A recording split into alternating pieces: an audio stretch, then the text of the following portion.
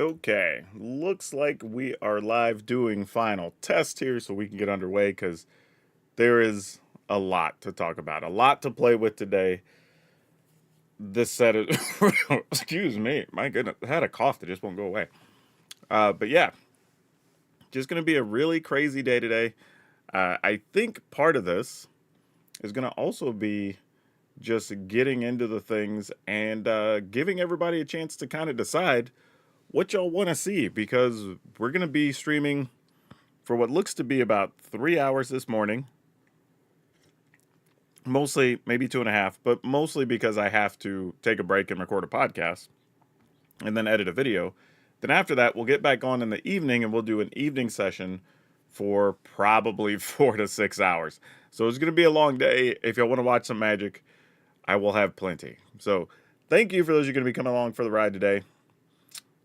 Let me double check everything here, make sure we're all good. Are we live on all the platforms and things? It looks like we are. Let me double check Twitch, make sure all the Twitter folks or Twitch folks are happy. I'm not too worried if the Twitter folks are happy, to be honest. It just kind of is what it is. Yeah, let me go here. Yeah, looks like we're up on everything, so this is good. Everything is working. That's a good start to the day. Let me hop over to this screen. We got even Jesus pooped. He did actually. Says seems fun.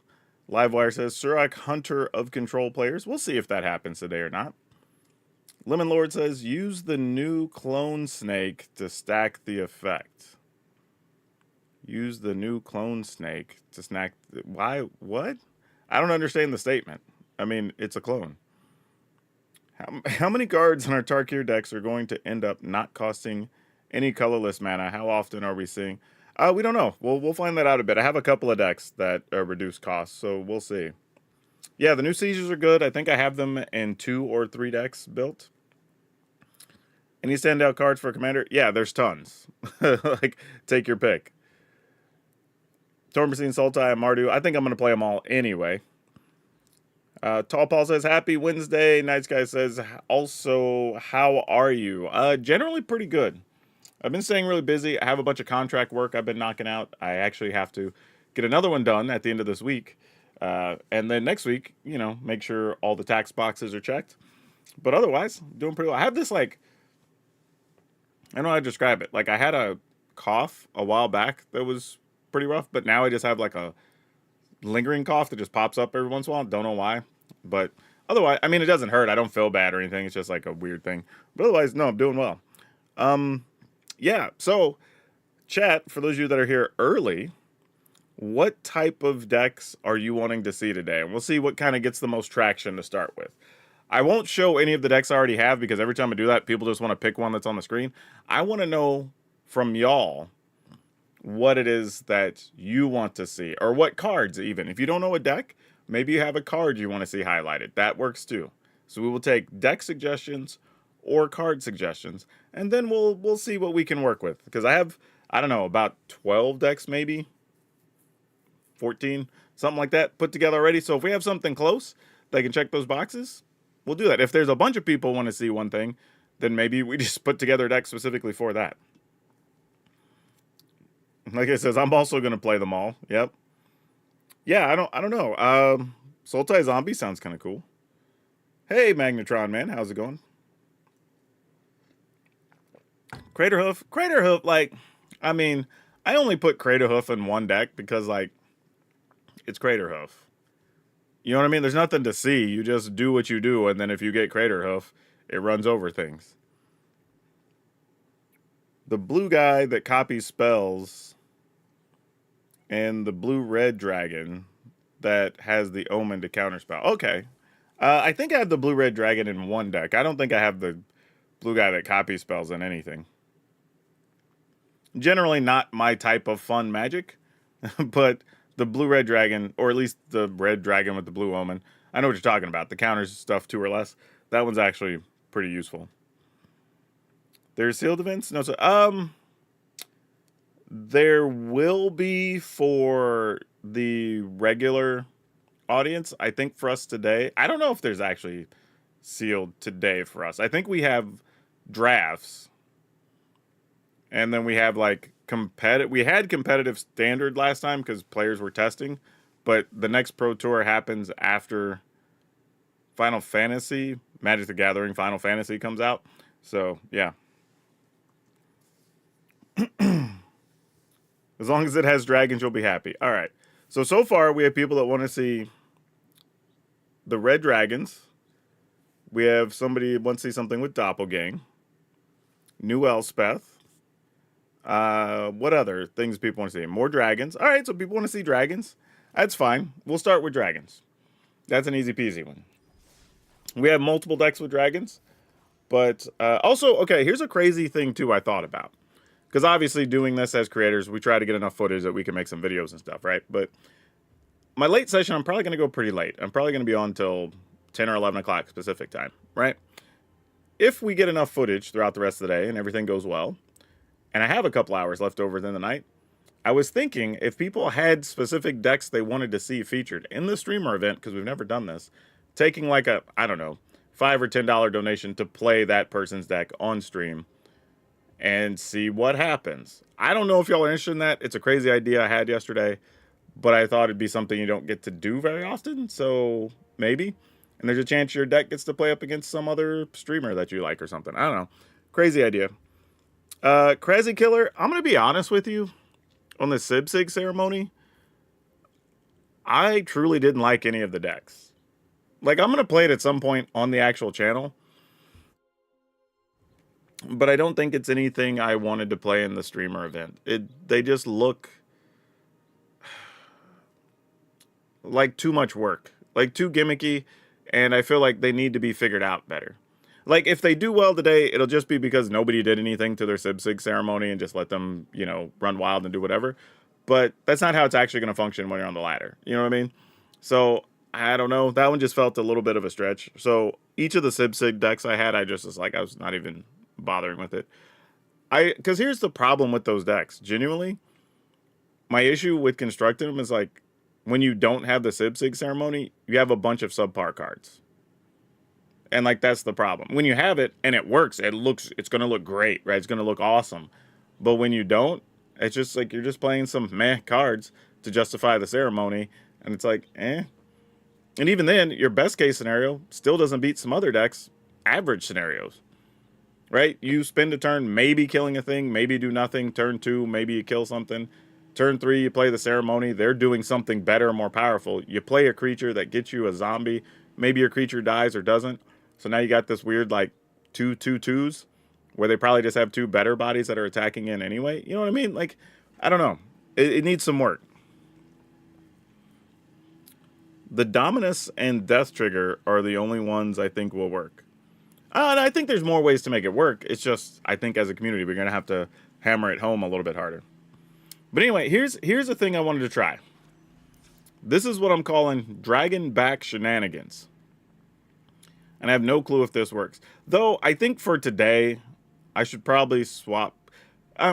Here's the thing. I'm playing Koglan Yadaro in here, and it's like the one big non-dragon creature that's in here. But there is a dragon that actually comes into play. It's like a 5-mana 3/3.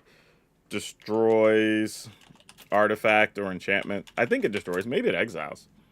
Now that I'm thinking about it. Haven't quite learned all the new... Oh, no, up there. There it is. This guy. The problem is, the black side I would just never use, so I'd only be playing it for the 5-mana side, which felt pretty bad. So I'm like, if that's really what it's in there for, I'd rather just have Koglan Yadaro. Sometimes I have a 7/7 haster, sometimes I could just destroy an artifact and enchantment, right? But anyway, here's what we're doing with this deck, right? Let me just start from the beginning. We'll just do a whole thing. Y'all get to be part of a live recording of a video, because why not? Okay. I got to hit the record button so I don't lose this. What's up, Dragon Brood? We're going to be playing some dragons, but not the way you think we're going to play dragons. We're going to be playing some Sultai stuff, and we have some really cool new cards that make this work. And we're going to go all the way to the up end with Urini, because I know that's what people want to see, so that's what we're going to try. So, starting at the top, we do have some Dispelling Exhale. This is going to be one of our few, actually our only counterspell in the deck. Just kind of a catch-all, so if somebody's trying to combo or something, we've got 3 copies. Maybe we draw it and it does something. Invasion of Tarkir, because we do have a fair amount of dragons in the deck, and a way to make a lot of dragons we're going to talk about here in a second. And we have some Molten Exhale, also can be very good, instant speed for damage if we reveal a dragon. Glimpse the Core, because, you know, we need mana. And then we have Magmatic Hellkite. This is also very good, just being a solid 4-mana dragon. Encroaching Dragonstorm lets us go get 2 basic lands, and that sets us up for some really big cards. And if we have a dragon coming to enter the battlefield, we get to pick this up as well, which is super cool. And then we have Bloomvine Regent. This is a 3-mana spell. I say that in quotes, because you can go search for a forest, put the forest into play, and then you get to put one into your hand. Let you go from 3 mana to effectively, you know, you get to put your 4th one into play. You'll have 5 mana the next turn. So you could potentially, if you had another Bloomvine Regent, just play it, which would be cool. Koglan Yadaro is just sort of taking up a spot right now. It's kind of the best way I can describe it. But I did want some way to remove artifacts and enchantments. And Koglan Yadaro is kind of like the best thing. And with this deck, we can actually cast it, so why not? But this is the reason we want to play this deck right here. Dragonback Assault. When it enters, you get to deal 3 damage to all creatures and planeswalkers. And when you play a land, you get a 4/4 dragon creature token with flying. Now, what that means is we could play Encroaching Dragonstorm, right? Get 2 basics, which gives us 6. So then we could just play the Dragonback Assault. And then, with our land we haven't played for the turn yet, we could play a land, make a 4/4, and then return that Encroaching Dragonstorm back to our hand. And then we can just keep the cycle going, right? So kind of crazy. I don't know if it's going to work, but that's the idea. And we have a couple of copies of Urini, Song Unending. This is actually pretty sweet too. I mean, it's just hard to deal with. Like, it's a 10/10, protection from white and black, so the spot removal isn't going to work on it. And occasionally, because we're ramping, we might just have 6, 7, 8 lands in play, whatever, and then just wipe out the board. So lots of cool stuff we should be able to do with this, but we're going to see how it works. Now that I'm looking at this, though, I do have a small concession I think I want to make with this deck. We're at 60 cards. Y'all know I'm cool playing 61. I have no fear of that. I think, for my money's worth, I might actually remove a Dispelling Exhale, and we'll just play 2. Mostly because I think I want to get 2 Iron Crags in. Mostly because we have a fair amount of things we can do at 3 and 4 mana, and I just want to make sure we can get those things off more consistently. But y'all know the drill. There'll be links in the description, all that good stuff. Be sure to follow our sponsors over at Tales of Adventure because they support us and it's great, and you can use our code DRAGN. It'll save you 5%. Also, while I'm thinking about it, let me get the overlays up and live so I can hear y'all when y'all show up. Well, there you go, just in time. Got a new follower. Look at that. Thank you. Okay. Let's go see if these dragons can get their assault on. Okay, that was a terrible pun, but you know, you do what you gotta do some days. All right, let's get in here and see what we could do with this. Where do I mean? Yeah, okay, we're in standard play. Fantastic. Let me bring up this dragon back shenanigans, and we'll see what we can do. Why do we need Ugin? The Olapod, how's it going? Val PL MTG. Don't know who that is, but welcome, Val. Okay, this is fine, right? I mean, I'm going to tell myself it's fine. It's probably not fine. Oh, opponent's doing some ramping themselves. Ooh, Iron Crag.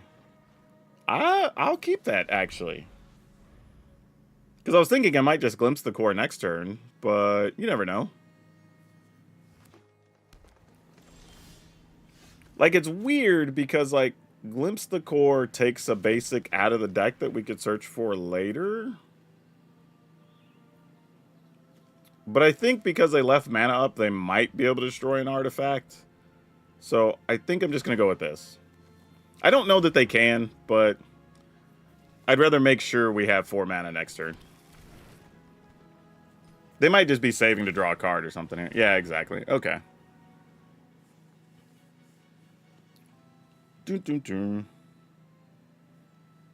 Let's try to power out some dragons. Yeah, that's a good one for the channel. I like that.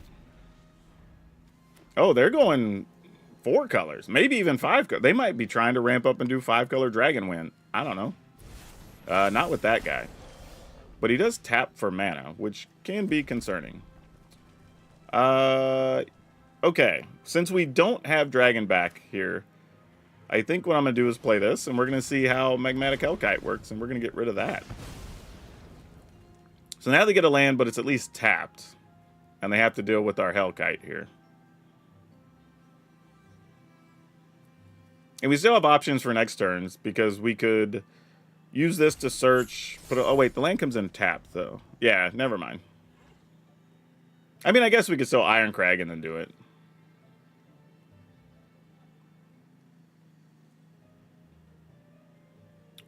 So we got rid of their blue mana. So now they have green, green, white.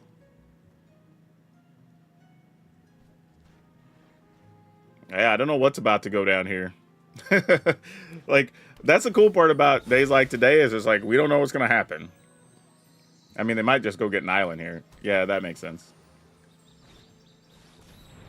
So they're going to copy their other creature. So they have more mana.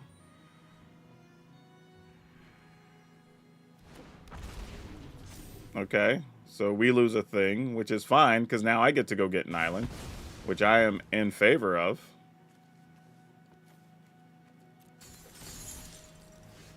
And then, ooh, Urini. What? 1, 2, 3, 4, 5, 6. I mean, maybe. Let's go get this. Play a land. Pass the turn. I mean, I don't know what they're doing. I mean, they're obviously... Oh, they're probably just playing the combo with... What's his name? Yeah, Carnosaur. Alright, GG's. Yeah, this is not what you do on early access, guys. Come on. Like, we're trying to play new cards and do fun things. Like, this combo existed last set, too. You could have just done it with the Soul Stoke 5/4 guy. But I'll let them do their thing and then attack for a bunch. Doop, doop, doop, doop, doop, doop. But again, if I'd actually searched earlier, or been able to go search earlier, just had this, they wouldn't have been able to combo there. It's a pretty fragile deck, but, you know, when it pops off, it looks cool.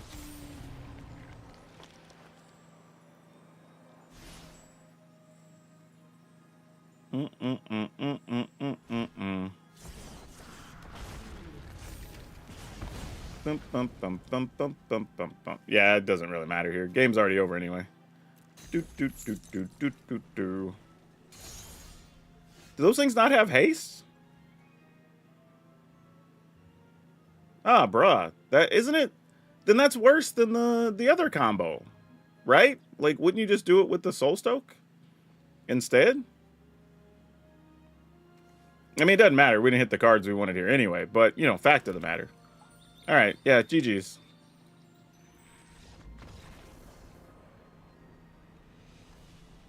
Yeah, I would just do it with Soul Stoke. Like, why are you doing it with that guy? Soul Stoke at least has haste, or the tokens get haste or whatever, right? The things you get out of the graveyard. You just, I mean, granted, you have to get one in the graveyard instead of having one off the top of the deck, but that one's just more deterministic. Like, because how bad would it have been if, like, this happened, and then I just play a sweeper on this turn? You know what I mean? Like, it's pretty rough. I don't think I would do that. Doop, doop, doop, doop, doop, doop. That's just me personally. I wouldn't go that route, but I mean, they could. Nah, you wouldn't play Imidane's Recruiter because it's. I guess you could, but it potentially just breaks up your combo. Like if you hit Recruiter on one of your first two, you possibly don't win. You know.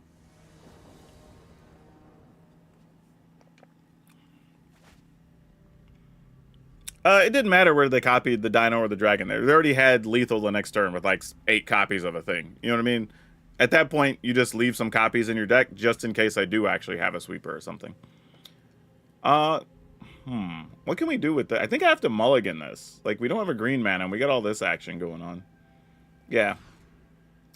That's not much better, but we'll put this back. Ooh, actually. Maybe I put one of those back. Because if for some reason we do get to Encroaching Dragonstorm, we're just going to Dragon back Assault here.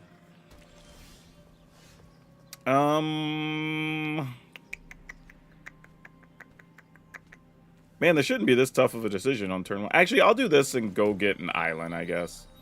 Like, in case I draw the counter, it'd be worth it to have early. I'm going to assume the opponent's just playing a bunch of removal things and leaving... Actually, I say that. It could even be just, like, a card that's bad for us, potentially. Oh, wait. That's actually good. Let's do this so I can't accidentally not play a green mana next turn. We have learned that the opponent does not have instant speed or artifact removal. We know that much. Oh, that doesn't die to Dragon back Assault. That's sad for us. Okay, well, we're going to go ahead and try to start our shenanigan train here. Get this, and actually, I need a do I need a second green here? Ah, that's fine. All right, here we go. We're going to start making dragons. Unless for something happens to our Iron Crag here, which, you know, possible, but... Well, you will get to kill a dragon. That is a thing that will happen. We have to hope they can't kill an or an enchantment here, though. If they can, we're going to be in a bit of trouble. Oh, they're cracking the map right now. I guess because they know it's on top. You might as well get a 5-power creature. Ooh. That could be good, though. Ah, dang. That's tempting. Because if we play it and make a dragon, we get extra life. But I'll save that. Maybe we'll draw a land on a later turn. Let's do this. And play that. Oh, they don't have... Well, they have an instant speed removal now, but they didn't have one in hand. So that's good information to have. It means if we get a land, we will get away with Bloomvine Regent.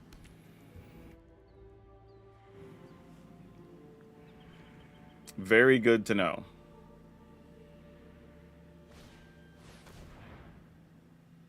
Yep, you got me. And they're saving their instant. That's actually very well played. We do 5. We have enough. So we could do this, gain 5, or gain 3. Play this, get a land, get a dragon, gain 3. We're going to lose 1. We're going to take at least 7, probably 8. I think we still gotta do it, though. Oh, wait, do I not have enough? 1, 2, 3, 4, 5, 6, 7. Oh, yeah, I do. It just looked funny. All right. And then we do this. Go searching. Get this. So we at least get some life for a turn. I can chump block, get 2 bodies. If I get a land, I could play 3 dragons, effectively. Actually, I'll probably do this and just leave a mana up to counter something.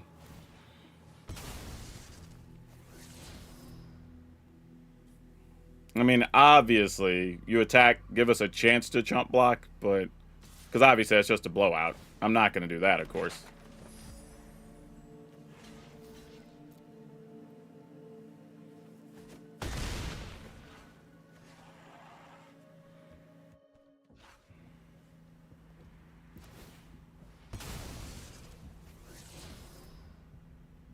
Interesting. They're being very careful with that go for the throat. I'm not sure. I was going to say, you have to kill this regent, right? Yeah. I was like, why would you not want to kill this? That was about to be crazy. Okay, we could just make 3 dragons. And still leave mana up, right? No, we'll be 1 short. Still worth it. Actually, I only have a couple of basics left. I just realized we've drawn a lot of the basics this game. Oh, no, we will have the mana. Okay. I was right. Get the last force. All right, and they scoop. Sweet. It works. Our dumb plan works. It actually is a thing. I honestly didn't know if this was going to work, y'all. I am so happy right now. You'll have no idea. Like, the fact that this actually did a thing.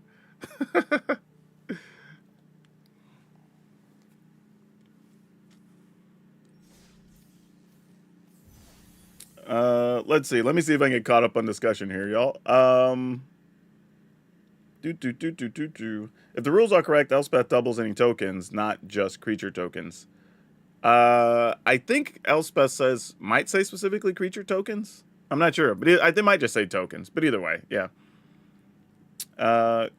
Good to see you as well. Jericho says possible anti-enchantment stuff on the. Oh yeah, that's true. Magnetron's wondering why the Dragonstorm was in there. Yep, for that very reason. Cruel Summer? Yeah, maybe.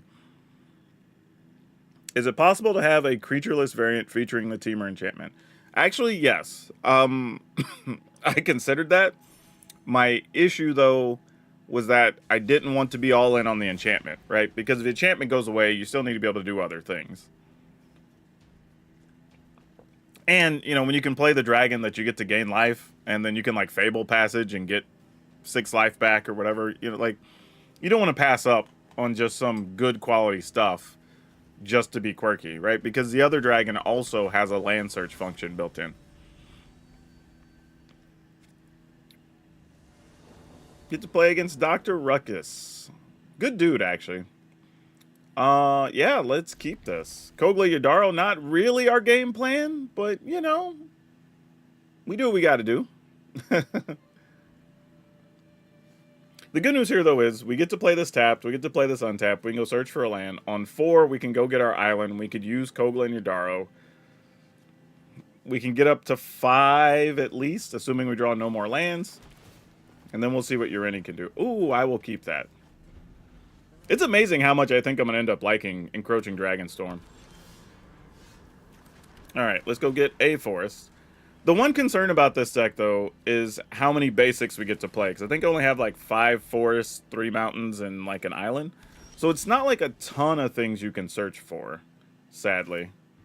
But, you know, something's got to give. Alright, we're going to go get our island. Though we're real close to just playing Ureni here, though, which is kind of sweet. And then we go get 2 more lands. Yeah, ramping is apparently not hard in this thing. I just went and got the islands because I have more things I can go get forests. I mean, got the mountains.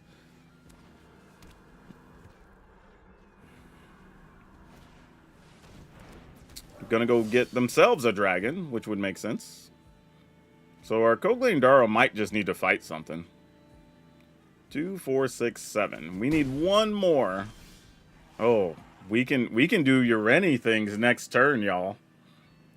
Do we though? I think the answer is yes. We're gonna go full greed factor here. Because why not? Play this tapped. Do I search for another? I don't even think I search for another basic here. I think I just passed. 2, 3, 4, 5, 6, 7, 8. That would give us 9, 10. That maybe we could do something next turn. If we need to. It does give us more mana, so we could just kill 2 things, actually, next turn. Yeah, let's go get the other forest. Yeah, there's 1 left. That's fine. Because he just deals damage for the number of lands, so, like, we could kill 2 dragons, or dragon plus warmonger. So, that's fine.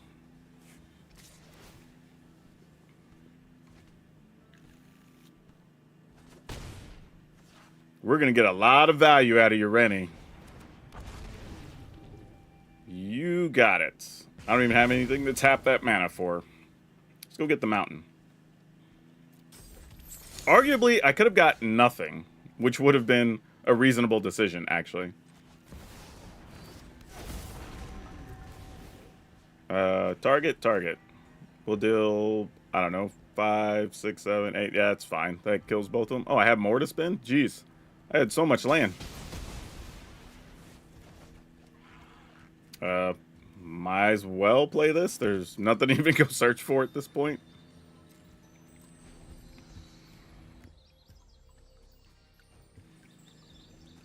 I mean, this is a big 17 ball with Ureni and Kogla and Yadaro. That is a cool symbol for protection. I don't think I've seen that before. It's like a giant shield. Yep, you have a Hellkite. You got it. I have no more basics to go get. Oh, that's not true. I'm gonna decline and just leave that in there. Like, there might be a world where we get to do something with that. Sure. That's at least useful, but I don't know if we're gonna even need it. Let's go ahead and choose to fight.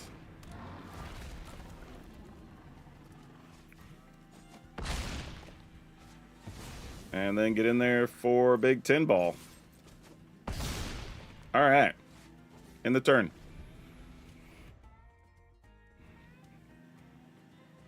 I mean, Ureni is like a real thing when you can just ramp up to it. Like, this thing's hard to deal with. Oh, I agree. Like, basic lands are definitely underutilized. We have so many good choices. I'm just wondering if this deck can get away with more basics. I'll have to look at that when we're all done.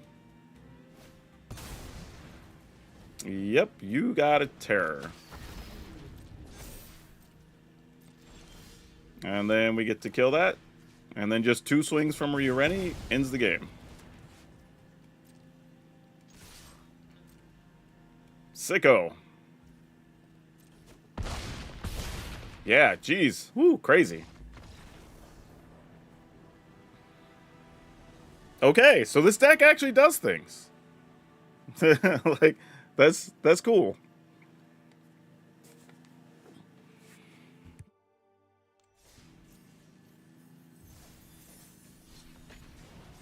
I don't know why I'm so excited to just like ramp up and play dragons. It's like the dumbest thing, but it's fun.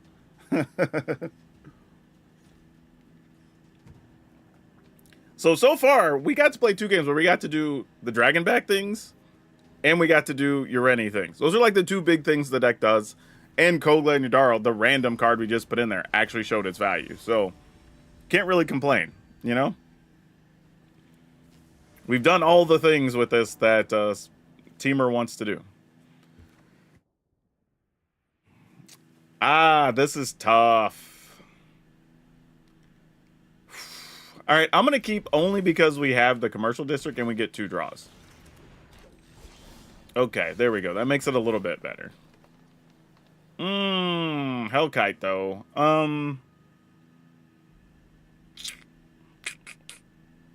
I guess I'm going to keep it. I don't know how I feel about that, actually. I'm probably supposed to mulligan it, or tuck it, but it's fine. So they are doing Simic things. Oh, you know what? They're probably playing a deck that I'm playing later, which I actually really like. Yeah, man. Our mana's going to be just wrong. I shouldn't have left this on top. That was a bad idea, actually. I needed to get to another untapped land.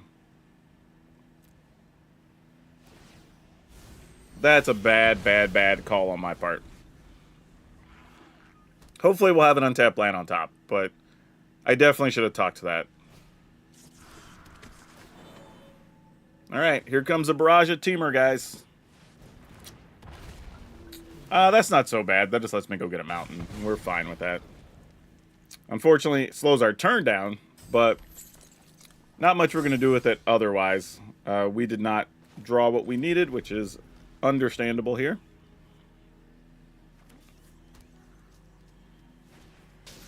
That's the dude I was expecting him to play, because I have that in a deck as well. I think the Teamer little aggro situation is really good. You can do so many awesome things with it. And now you can play another Trailblazer. Nope, they didn't have it. It's alright. We're dead next turn anyway here. Yeah. I just did not play that well, and the opponent drew well as well. Yeah, good for them, though. Good deck, honestly. Hey, Trey, thanks for showing up. Amount of wild cards. Here's the thing. You shouldn't be trying to use all the things that you see us creators play. I actually recommend against that. You should be sticking with one deck for probably like a full couple of weeks at a time, so you learn to play it well and everything. Because, like, you know, people watching videos go, why do you make these mistakes and whatever? It's like, because I'm playing so many new decks all the time, right? I'm playing cards I've never played before just for entertainment purposes. And what we do is mostly entertainment, not to encourage you to play other things. We get to go first. Let's keep... And this is red. So, I mean, I guess we have to kind of go get green with this. Kind of disappointing, but it's the right choice. I was just thinking about having access to turn this on, unfortunately. But 'tis fine. Let's go get us a forest. And we'll just play this. Go get our ramp situation going. Alright. We should, I was going to say, if they played something there, we should be able to kill it, which would have been nice. Let's do this. And now we're set up to do whatever we need to next turn. Nope, they're going to counter it. Dang it. Oh, they're playing dragons. Alright, cool. Maybe not. They might just be playing that as a counter. I'm assuming they're playing dragons, though. Oh, well, there's a dragonologist, which says you're playing dragons. See, now this is weird, because I almost want to draw a dragon just to use this to kill that, so I could save Kogla and Yadaro to fight something, but, like, not really the right play there. Okay, so you're going to get that guy. So you're going to end up back in your hand mostly. Oh, well, you can't even play that next turn. Huh. Interesting. Then I guess we just do this. And then that lets us play this next turn. Alright, seems fine, I guess. But this is a situation where if Kogla Yadaro was a dragon, I'd have been able to kill a creature, you know? Not sure if it's a creature we need to kill, but we could. Alright. So now this is where it gets a little dicey, because we know they have the ability to counter stuff. And probably are just going to play that next turn, assuming they find white mana. What are we looking to do here? I almost want to... Alright, I'm assuming they have a counter, so I'm going to lead with this. Oh, I can't, actually. I don't have another red. Damn. Alright, well, here we go.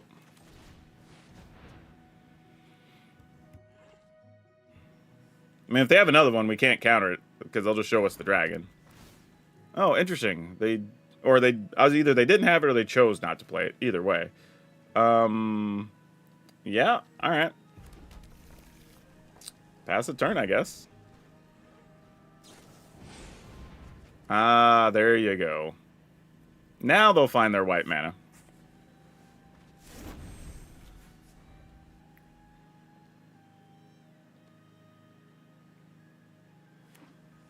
Well, it's tapped. I was going to say, like, with all that, you couldn't find it? So they might still have the counter. They were just searching for cards, which makes sense, actually.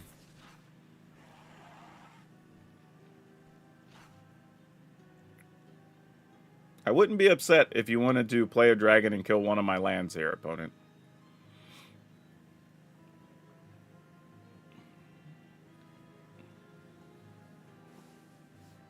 I would actually enjoy that. Oh, and they went with that dragon. Ooh. Man, we don't have a land in hand. That sucks. 1, 2, 3, 4, 5, 6, 7, 8, and we get to pick that up.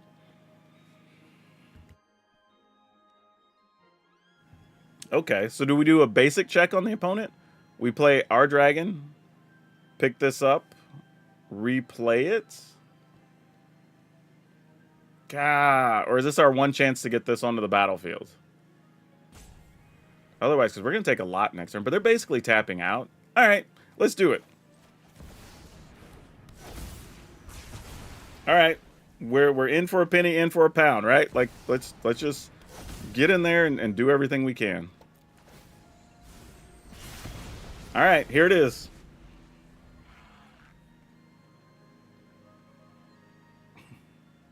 Oh, come on, don't get lost it. They highlighted it like they're going to kill it. Like, come on, let us do the thing. You know you want to. Actually, they probably don't want to. We could also get slick and replace Kogla Yadaro with, like, a doppelgang or something, you know? Because copying lands and copying Dragonback Assault and then getting, like, I don't know, 16 4/4s is kind of amusing. Because, like, even if you just copy each, you only do it for 2. You get 2 more Dragonback Assaults and 2 more lands. So you get 2 lands triggering 6 times, which is kind of powerful. Okay, here's what we're going to do. We're going to start here by playing this guy. And then this thing that's your white-blue mana probably is what we go after. To be fair, that might be the only white card in their deck. We don't even know. Yeah, they just said GG's. Cool.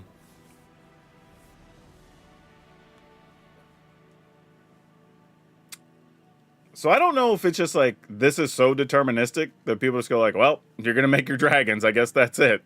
I'm not coming back from that. But Dragonback Assault, like, not terrible. Not terrible.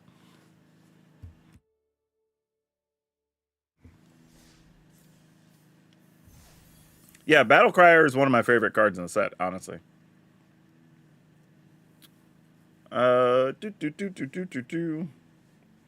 Everything you build that doesn't have blue in it, blue is poison. I get you. I get you. I mean, to be fair, I'm doing fun stuff with blue cards in this one. Did we just basic check them and they failed? It's possible. They may not have, might have had white cards in hand and then no white mana. And that's going to happen sometimes with the Hellkite, right? Like, you're just going to, well, let's see how many non-basics you're playing. And a lot of times they're going to have none.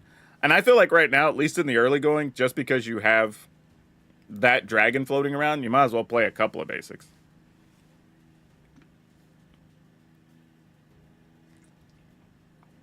Yeah, we have a way to make so much mana in this deck. We have Iron Crag, the one that searches for a forest. We have the Omen on the dragon, and we have the Dragonstorm. So we almost always get to 6 mana. Good old Legend VD. We're going to mulligan this, though.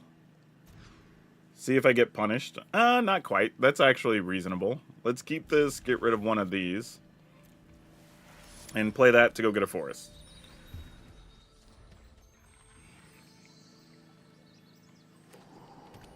Alright.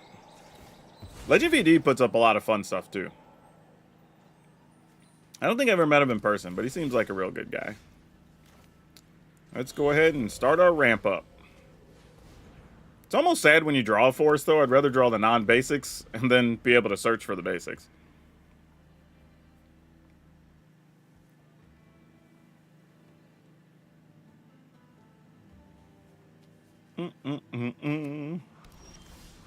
Ooh, Dragonback. Well, now we gotta do this. I wasn't sure what I wanted to do here, but now we definitely know what we want to do. Go get the last 2 forests, sadly.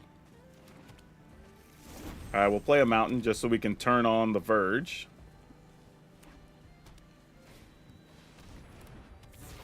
No! That card is so good. It's going to exile our Dragonback Assault. We at least get a 6/6 when we kill their creature, but damn. That sucks. I was hoping we'd get it out a turn before that once I saw they were Abzan. Tough, man. Tough. Alright, here we go. Let's kill that. Can't play both of these as much as I would like to and turn off a color over there. Might have been the smart play. Slow them down a little more, but it is what it is.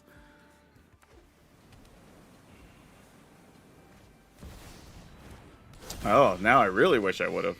Oh, that would have been smart. I'm going to get punished just for that. This one makes green. That also makes green. That makes black, right? You have white, red. I mean, I guess this.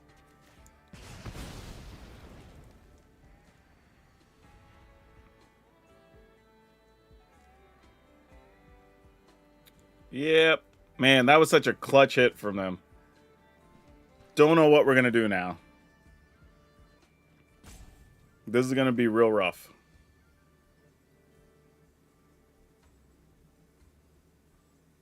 I mean, we could always fight it, lose our creature. If we draw Kogla Yodaro, that's one option. Just pass. I mean, they know we only have a forest here, but it's just if we draw another Dragonback Assault, I at least want to be able to do something.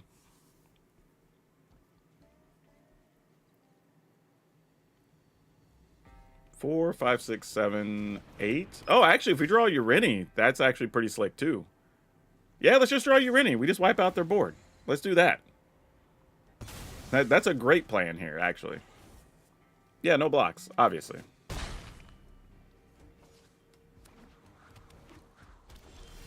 You look nothing like a Urini. You know that? You are actually not helpful here. We need to dig to more important cards. All right, here's hoping.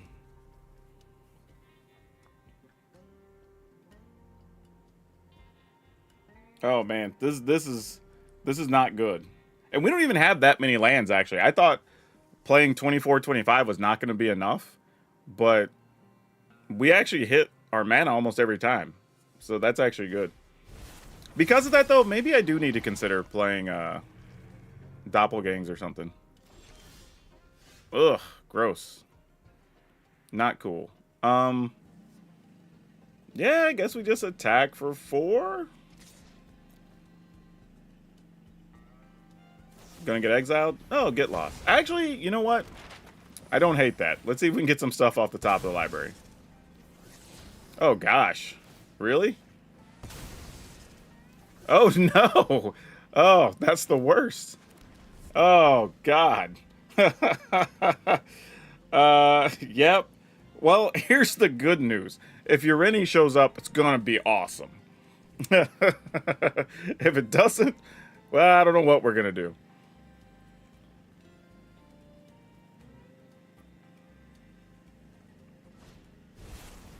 Yeah, that's pretty good.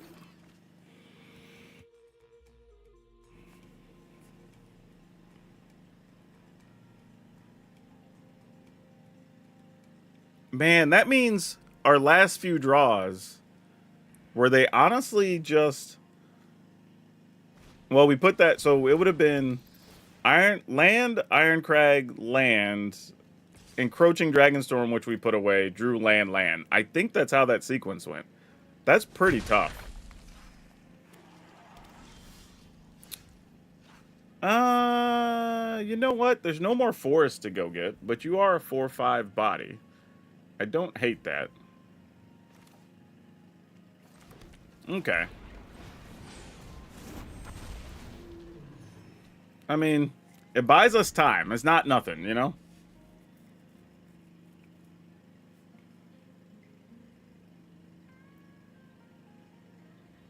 And I don't know what type of removal they're playing.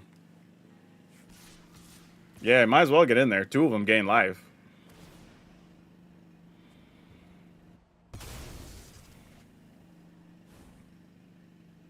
Yep, no bloxies. Eventually I will have to, just to not die, but we'll see. Come on, Urini. You're our only hope. I don't know if it's our only hope, but you're close to our only hope. Actually, we're getting pretty close that if they just had a removal spell, we might just be dead here anyway. Yeah. GG's. We just drew all the ramp stuff and none of our actual hitters. That's sad. Yep. Ugh. Man, tough one. Alright, for the viewing audience, though, we are going to make a change. We're going to go into our deck. We're going to change one of the Kogla Yudaros to be... Actually, how much mana? I have 25. Like... It feels like we just draw so much mana, but maybe because we're just ramping to our heart's content. All right, so let's think about making some changes here. Here's the other question: do we even want to care about Dispelling Exhale? Right? I don't know if we need to. Now that I'm thinking about it, because it is nice, right, to be able to counter like them getting something out of the graveyard or whatever the case may be. But maybe that's just not the game plan we're playing. Maybe we're just like, you know what? We get to Urenis. We don't give a damn. like that's not the business we're in. So I'm going to play a 3rd Ureni, which sounds insane. Probably shouldn't be doing that. And let's go with some Doppels. And we'll just see what's up. I don't know. And maybe we can get one more basic in here now that we don't need so many blue sources. Because as long as I can just search for an island, I can get either of these off. So,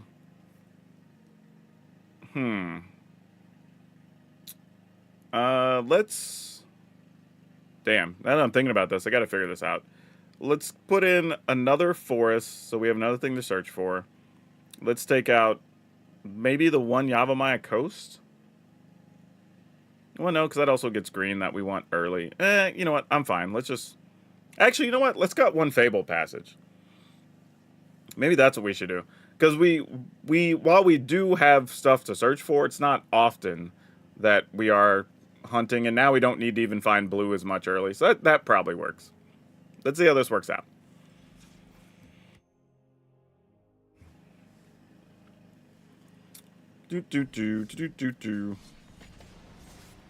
Always assume when you show up that creators are going to tell you the set is fun and their decks have been fine.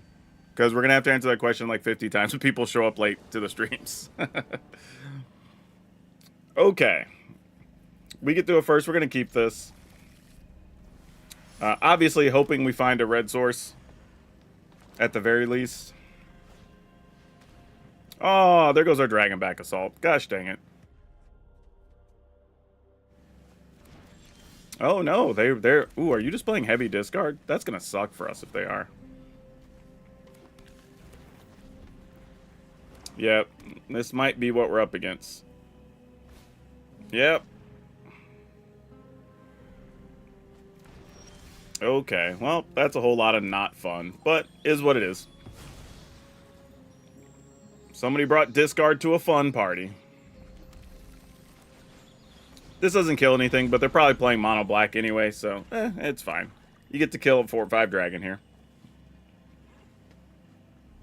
Or not. You're just going to wait to kill it? I wouldn't know why, but sure.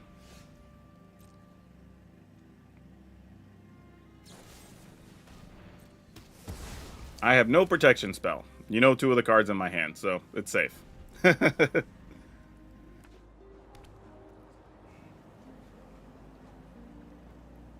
mean, I guess if they know we have these 2, like, playing, you know, the vampire or whatever probably isn't great. But you get me to play these sooner or later. Alright, kill this dude. Play an island.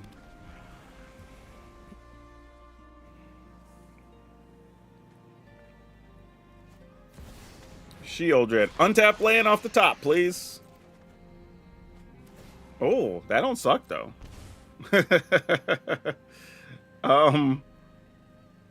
Do we want to make them waste a removal to kill our Sheoldred? That sounds like fun. Yeah, why not? What else are we going to do here?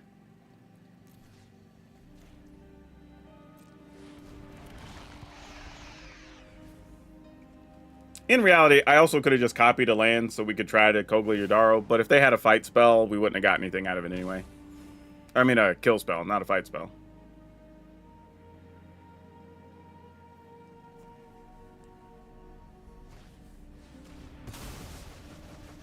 Alright, I don't have a graveyard now. Awesome. Actually, another removal spell would be good here too. I mean, all our removal could double up. Alright, well, not the way you really want to go about this, but we do what we got to do. Hard times, alright? Fights a creature I don't control. Yep.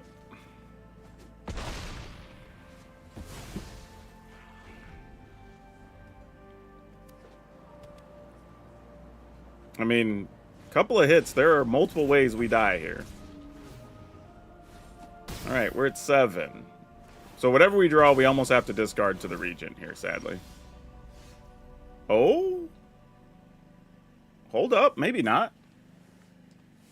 Wait a minute. Alright, so if you want to do this, you need to do 3, and you could still kill that, but you wouldn't. You just make us not block. Then the next card I draw, I have to get rid of if I want to kill that. I'm going to go for it anyway. If I search... So let's me put 1 in hand. So I've used 3. The other one comes in and play tap, though. This is the best we could do.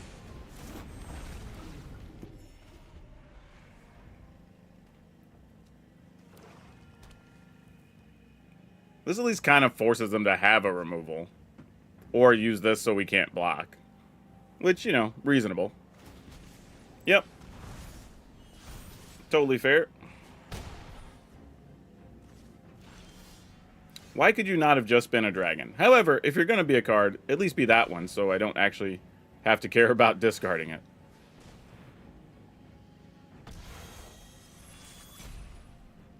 All right. Did our part. Not attacking. We'd rather just have this and potentially get life off of it.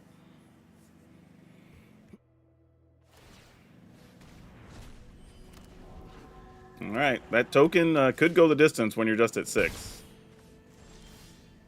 That sucks, but it at least gets a card out of the deck, I guess.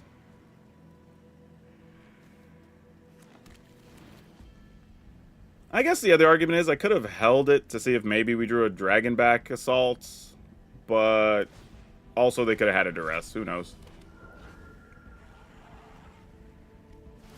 Yep. All right.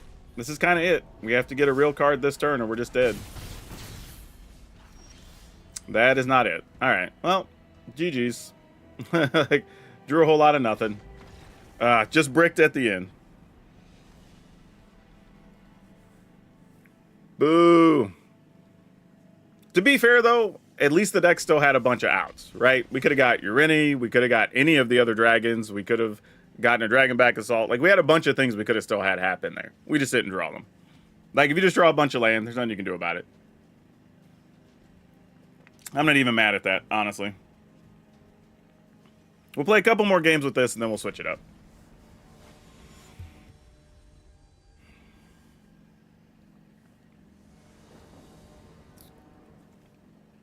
Ooh, this is definitely a mulligan.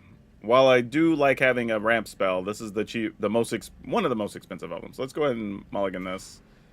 This is better. Get rid of Doppelgang, I guess. Whew. All right. Between our next couple of draws in this district, I was gonna say we need to find an untapped land on top of the deck. It's not colored mana, but it'll work. It gets the job done. It meets the brief. All right.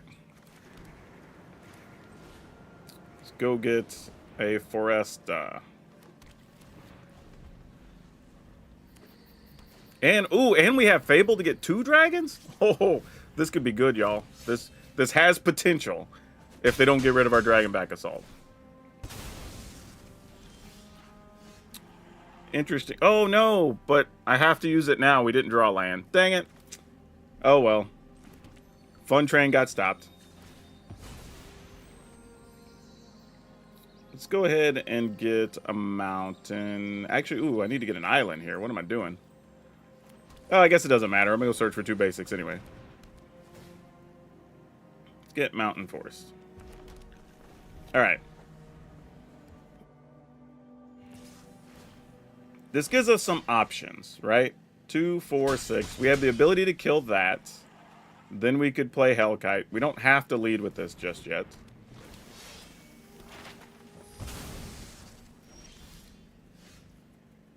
Okay. There's some things that could happen here. Spin 2, get 1, spin 4. No, so let's just do this. Oh, oh yeah, I do have, because this can be used to play a dragon. Great. Works perfectly then. All right, we will reveal a dragon to kill this. Then we will play a dragon to return a thing and, I don't know, tap down either of these. I guess this one.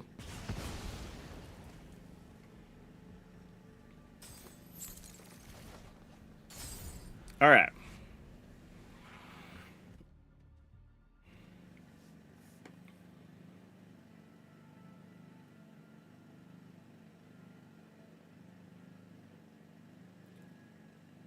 Right, I was going to say, if we're just doing that, that's not a bad thing. That's actually pretty good for us.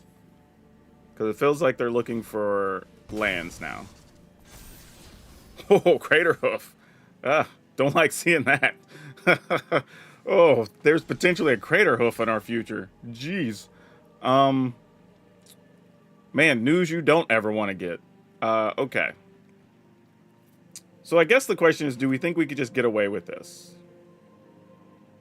Because otherwise, I think the plan should actually be play this, play this.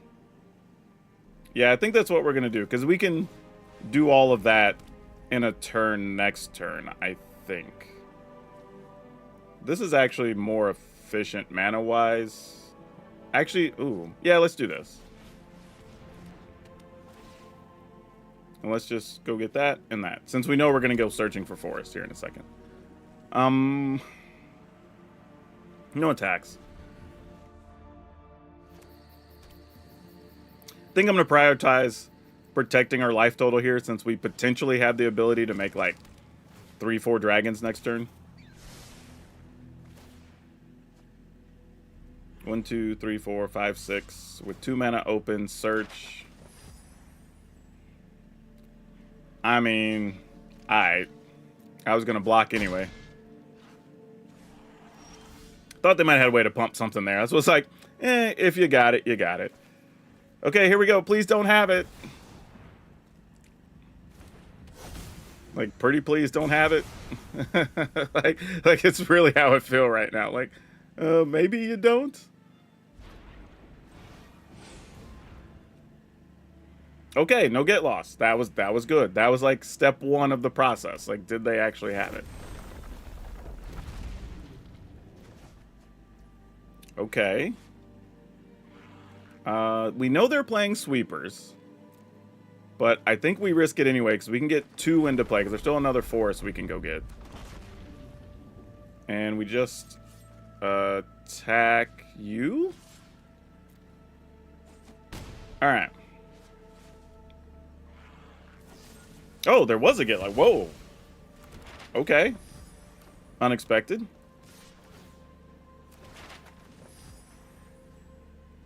Sure, we're going to double block.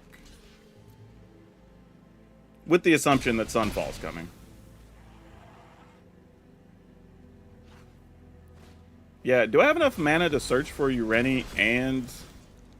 Because this takes 4. So I need 5, at least 1, 2, 3, 4, 5, 6. Oh, I'm only going to have 7. That's tough. I mean, I might still do it anyway, though.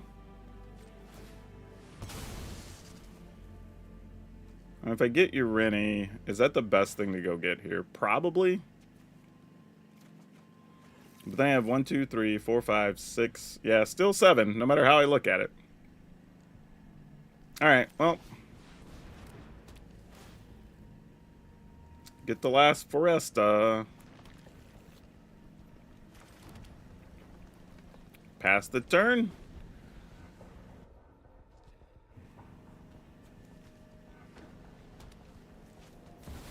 Bristlebud Farmer. Like that card. That's such a fun magic card.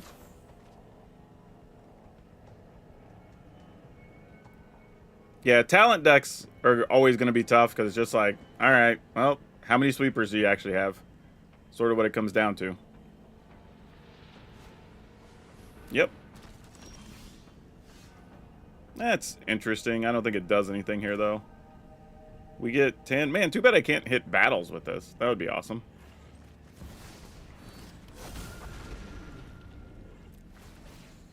I mean, sure. We'll make it 6 and 4. 1 more than they each need, I guess. Oh, wait, am I at 4, 5, 6, 7, 8, 9, 10? Oh, I have that much mana? Jeez. Had even more than I thought. You know what? I am going to take action. We don't need this mana anymore. Why not? We'll just try to dig here. Alright, you at least do something, so I can't be too mad about it. Alright. I mean, if there's a third Sunfall, it's going to take out a Ureni here. Or a Day of Judgment, or whatever the case may be.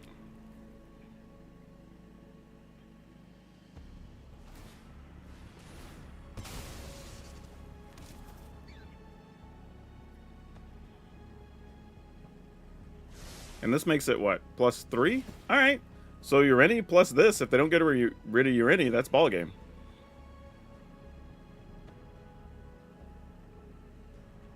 Oh, looks like your innie might be a big GG's. Let's hope so.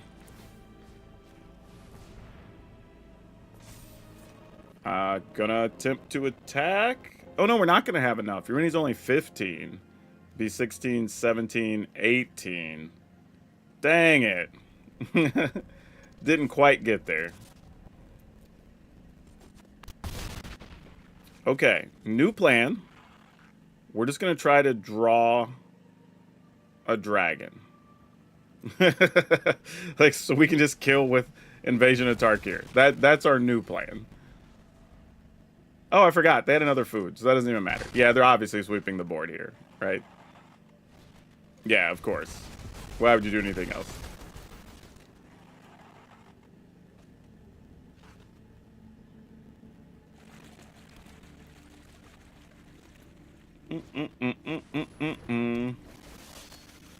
Yep. Oh my gosh. All these cards that don't do anything now.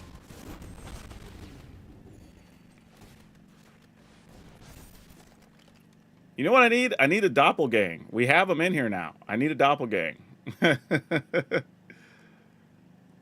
Yeah. This obviously isn't going to live. It's probably just going to get hit with the get lost.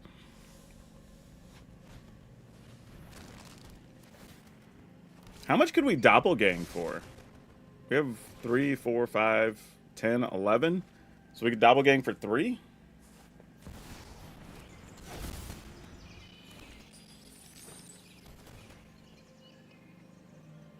Doppelgang would be pretty solid right now, too. That doesn't really do much. Yeah, I guess we just try to attack. I don't think this is going to work.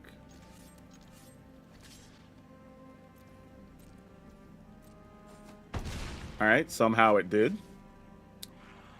Still only have access to 2 damage, though. Doppelgang would give me damage. Do we even use this? I mean, I guess so. It's worth killing a creature here.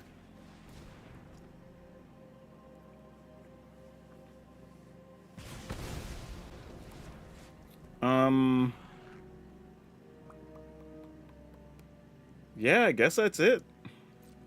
I mean, we're not doing much.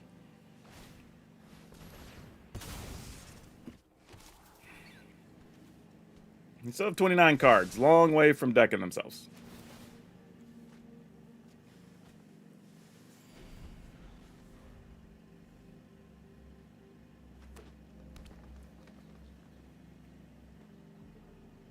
Man, you know the sick part is? If we had Doppelgang, we could Doppelgang B's, the Invasion and the other thing, and, like, actually have, like, a real board. And a bunch of cards. That'd be sicko. Okay, there you go. You got there. Ugh. Gross.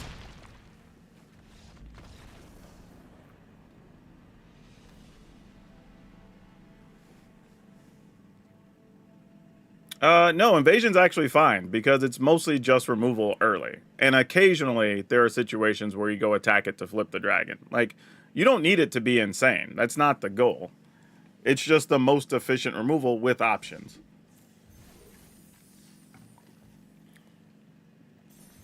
And we actually have a fair amount of dragons. There's like 10 dragons in the deck. Because there's 2 Urenis, 4 of the Search Dragon, and 4 of the Hellkite. So there's actual dragons in here.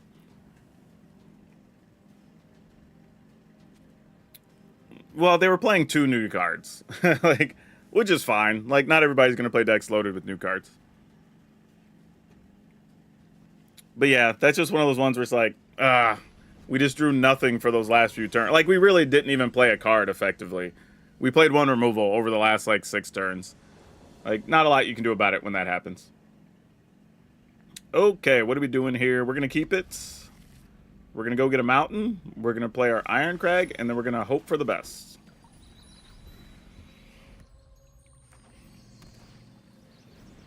Really? You brought... Oh, oh, I hate you right now, Brew Lab. You're better than that. Come on, man. It's alright. We'll see what we can do anyway.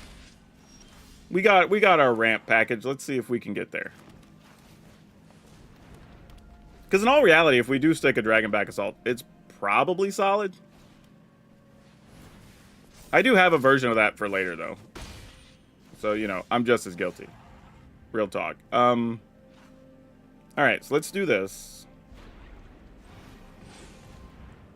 Get to put one into play. One in our hand.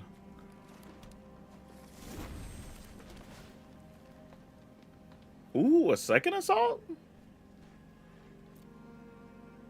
You know what? I could be talked into that. like I wasn't sure, but you know, maybe I'm kind of this assault is gonna be so good. We're gonna get 4 for 1, folks. Oh, this is the best.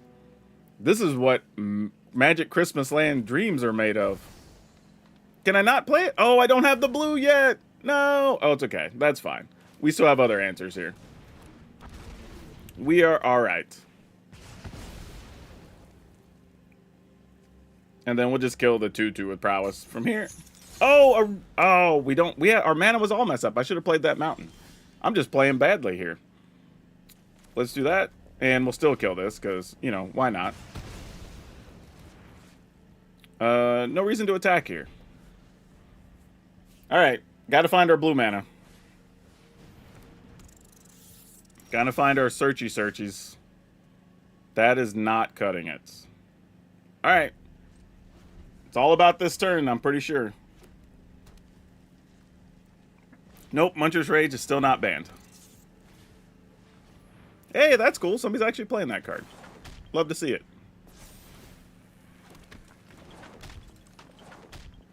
Untapped blue source is still outstanding here. And right now, our opponent has no idea that we're actually playing blue. Well, now they're going to. Question is, do we even survive? Which I don't think we do here, actually. I think we are quite dead. Any one spell just kills us. Because these have prowess and like, yeah. Yep. That should do it. Man, we were just didn't get our right search lands early. That's terrible. Alright, GG's. Again, another one that's winnable. We just drew bad.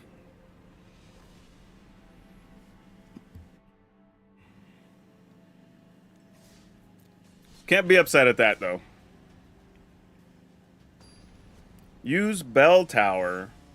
1-drop artifact to fix mana in the opening hand. Bell Tower is not bad. I just don't know how often we would want to use it, but it's not bad. Oh, this hand's bad, though. This is usable. Sadly, I think we got to get rid of that. Probably should still mulligan this. Should have been more aggressive, but we'll see. Nah, you don't want to consider Pyroclasm here. If you're going to do anything, you just play Brotherhoods in. Like, don't get caught up on single losses either. Like, sometimes those things happen, right? A lot of times, it's like, you didn't get the one thing you needed, right? And it changes the game. Like, don't get hung up on you should be swapping for another thing just because that one scenario, you know? Yeah, we already have a forest. We'll get a mountain. Getting closer. Not quite where we want to be yet. Submit 0. Let's just target that. Our plan here is just hoping we can hold off the early beats long enough to get us to the mana that we want.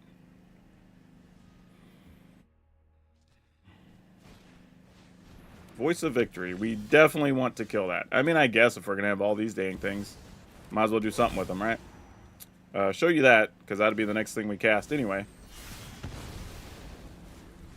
I mean, technically, we can kill something that's 4 or 5, I guess, if we need to. But we need to draw lands. Hired Claw. You got it. Something else to go with the Hired Claw? No. This is... Huh. I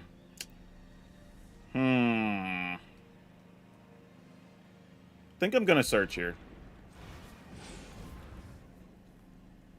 I was thinking about doing something else, but I feel like we're already behind, so I got to get caught up for what our deck's trying to do here. 5 mana doesn't do a lot for us. Frontline Rush. So they're doing a Mardu tokens beatdown here. Whenever a creature you control enters, deal a damage. Always good.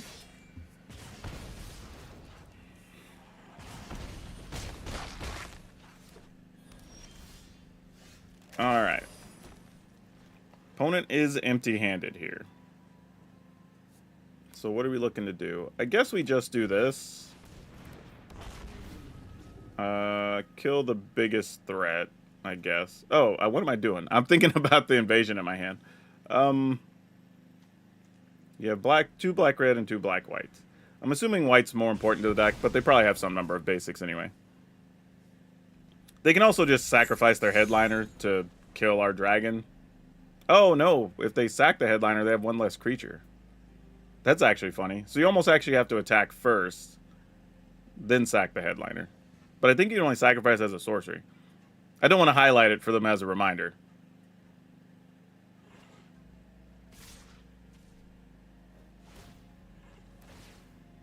Okay, now that they're attacking, okay. No, you don't have to do it as a sorcery. Alright. I guess I will just block it.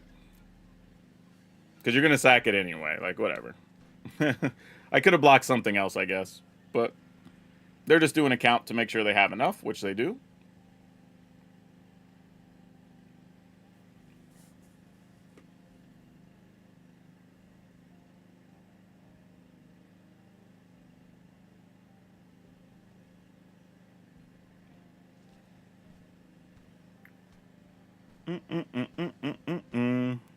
Same as I thought, everybody. It's always going well.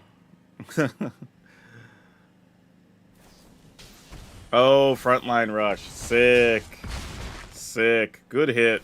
Good hit. Well done. Well done. Yeah. We're at 3, so the best we could do is kill this.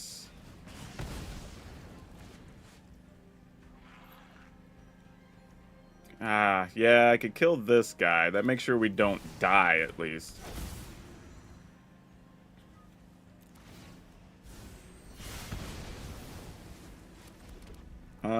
Pass?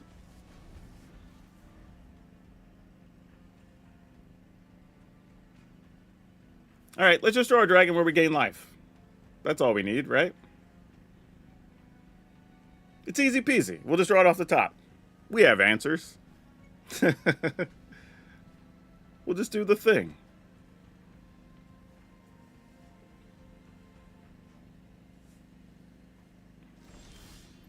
Or not. We could draw the one thing that's not castable.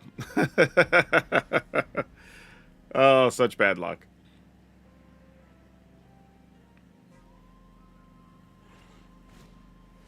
Okay, well, that'll kill us next turn. If we don't find something. Yeah. Alright. Need a removal or a life gain dragon. And you know, I was about to say, you know it's going to be a ramp spell. Golly. Like, we just had the worst luck today at the end of games. Unstoppable Slasher is bugged. You've seen it die and come back on my side when it was on my opponent's creature. When I controlled it, and it didn't... And it did it never come back. Doesn't it say it enters the battlefield under its owner's control? Like, I'm pretty sure that's how the card reads. It's not under its controller's control. It's under its owner's control. So, like, that's how it's supposed to work for you. Unless I'm misunderstanding something. But I'm pretty sure it's working according to plan. Alright. So, we are getting ramp stuff toward the end of the game, so we can't really complain about that. Like, that, the ramp part is working. It's the rest that's... We're just drawing nothing at the end of games, which is sad. We're getting all the ramp parts. Are we supposed to just play another Fable? That feels not right, but maybe. And then that would still give us 2, 3, 4, 5, 6, 7, 8, 9. Well, even now, we have 8 blue sources plus 4 ways to search. So that's 12 effectively for only 7 cards. 9 cards technically, but they don't show up till real late in the game. It's when we need them anyway. So that might still be fine. I feel like it was just a little unlucky, unfortunately. Not a lot you can do about that when it happens. But we could shore up some things a little bit if we need to. What do we got here? Red and green is about equal in the deck. And we've got 3. I mean, we can also search for all the green mana, though. You know what? What if we take... Maybe we'll just play another commercial district over one of these Copperline Gorges, too. Like, I'm going to make a couple of quick adjustments here, and we'll try one more thing. And then I'm going to play... do we go another Fable? I think if I go a Fable, I don't want the other tap land, because I don't want a bunch of tap lands on 2, I think is the issue, on the first 2 turns. So, if we're going to do that, then I guess we just go another Yavimaya Coast. And just call that good, still at 25 lands. I mean, I guess. I mean, we actually had one more dragon, I thought. We have a 3rd Urini. Huh. So we actually had 11 big dragons in here, plus Dragonback Assault. Okay, yeah, sure. That's probably fine. I mean, I guess we'll just cut a land to play another basic. Yeah, probably don't want Fable. What if we just... yeah, alright, we'll try it. Here's the thing, like, Bell Tower... Like, is Bell Tower better? I don't even know. Is it 1 word? Does not like it being 2 words? I don't know.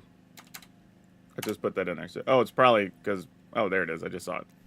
Like, the problem with this is, it's just not great on its own. Like, we can play one just as a one-of because it replaces itself, but I 100% do not like this card. Like, I would much rather just play something else that searches for multiple basics. Just play, like, another thing that's the equivalent of the claim territory on this. Like, if given a choice. Like, I'd rather just have more utility to go get more things. Like, spending 2 mana to draw the land that we want isn't bad, but it doesn't really help us in a lot of scenarios. But either way, I mean, we're also just putting this in because we got unlucky at the end of 2 games and just saw brick, brick, brick, you know? And sometimes you just draw bricks. Rather even a common dragon, that's fair. Yeah, if a dragon has a good omen side. I think the only good omen on dragons, though, that we could play would be the white one that has the deal 5 damage thing. Ugh. See, it's like we're going to play the bell, and I'm just not going to be loving ourselves. I guess we got to get rid of one of these.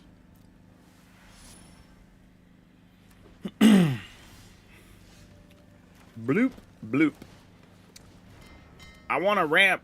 You know what? We're going to win this game with Urini. I'm gonna put all of our love on Urini in this game. That's what we're going to do. Here we go. Oh, Collector's Vault. Ugh. Collector's Vault's bad for us. Okay, well, past the turn. Man, I wish this hand would have had a thing that lets us get a forest. That would have been awesome.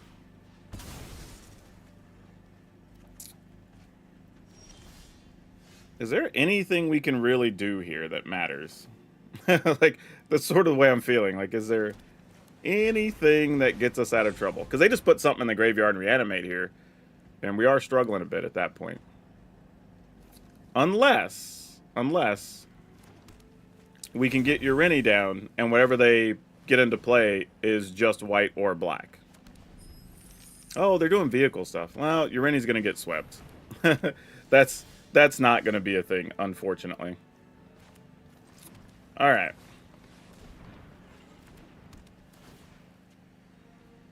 I guess we just go get the 2 mountains. Yeah, because I played a version of that deck just a couple weeks ago, but it had red in it, not just white. But definitely a playable deck, and it's good. And you can just hard cast all your stuff.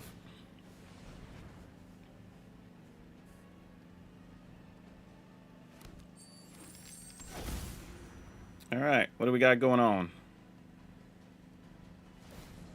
Do I need to doppelgang my opponent's stuff? Like, I want some of these cards. I would like to draw 2 cards. Ooh. Ooh. Hold up. Wait a minute.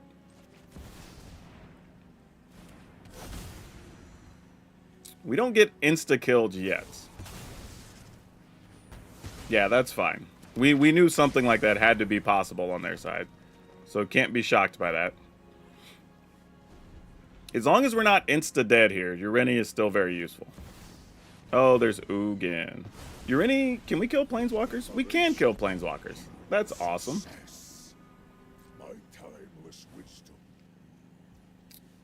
3, 4, 5, 6, 7. What do you know? We're gonna have 9 mana. That's cool. That's good stuff for us. Let's go Ureni. I'm assuming they're playing sweepers on their side though, so 3, 6, 9, yep.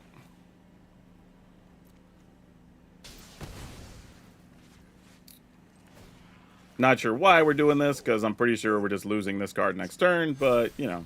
Hey, Doppelgang! 9 lets us do it twice. Can't quite do it 3 times.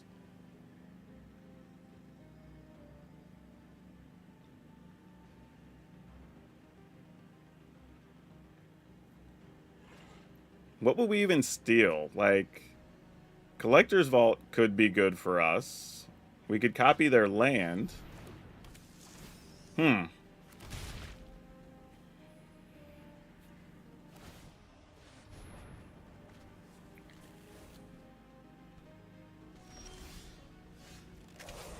2, 4, 6, 7, 8, 9, 10 if we wanted to do that. So that doesn't really work.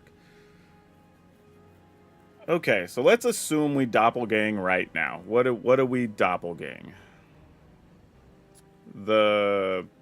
This thing would let us search for a lot, because we would have artifacts from their side, and we'd get 2 lands out of the deal. We could also Collector's Vault, Hedron Archive. I don't even know. Maybe we just kill a thing and we don't even do anything right now. Let's just do this. Because it's an artifact, obviously. We want to get it out of the way. Because that could block this. Let's go ahead and see if we can juice this up or find a land. Either way is actually not bad for us right now. Another assault I don't think does much here. But you never know. Alright, end the turn.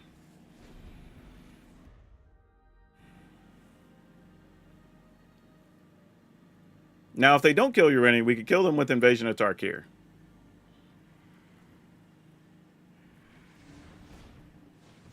Alright.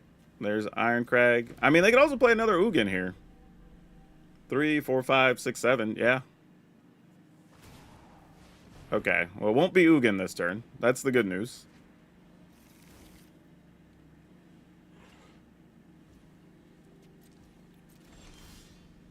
Alright. Ureni, are you able to try to get this done?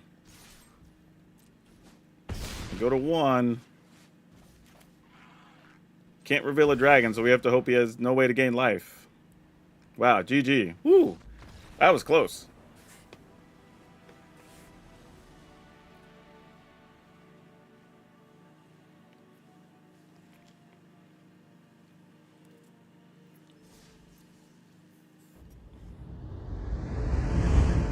Alright, that one I liked. It was a lot of fun. And we got to see Dragonback Assault do assault things. It did suck toward the end where we just, you know, you get flooded because you draw all the ramp stuff. But that's sadly going to happen whenever you're playing a ramp deck. So, yeah. I don't know. It's pretty fun, though. If you've been thought the card was playable, it actually really is. So that's good news. And we got to do big things. So I ain't mad at it at all. So, yeah. This is a good one. If you want to play Dragonback Assault, you want to ramp into some dragons, you want to play Ureni, which was a beast, this is the one. But, you know, links, all that good stuff. Go follow sponsors, all the good things. Support the channel, watch a video. Peace. All right, we got that one done. Try Sagu Wildling? Why would we play that? Isn't that card bad? I'm pretty sure I put that in my D tier on the video I just put up today. Yeah, this is like, I would say over Fountain Port Bell, you could play this. Like, if we were going to play a one of, I'm actually okay with that. If we're saying, like, hey, we want to make sure we go get the thing, like, that's actually fine. For that very scenario, I think that's okay. And it gives you a potential dragon later in the game. So I wouldn't be upset at that if you wanted to do that. That actually makes sense. And it puts the card, what I like about it too is this puts the card into your hand instead of on top of your library. So you're not wasting a draw as well, right? It just adds another card to your hand. So yeah, I could see that as an argument. That is fair. This is one of the few scenarios where you actually probably want this. So I'm good with a one of on that. But yeah, this list, pretty wild. Pretty wild. And there was a lot of times too, if we'd have drawn a doppelgang in a couple of those games, I was like, come on, let us doppelgang, you know, the things we could do. And we just never got there. So that's tough.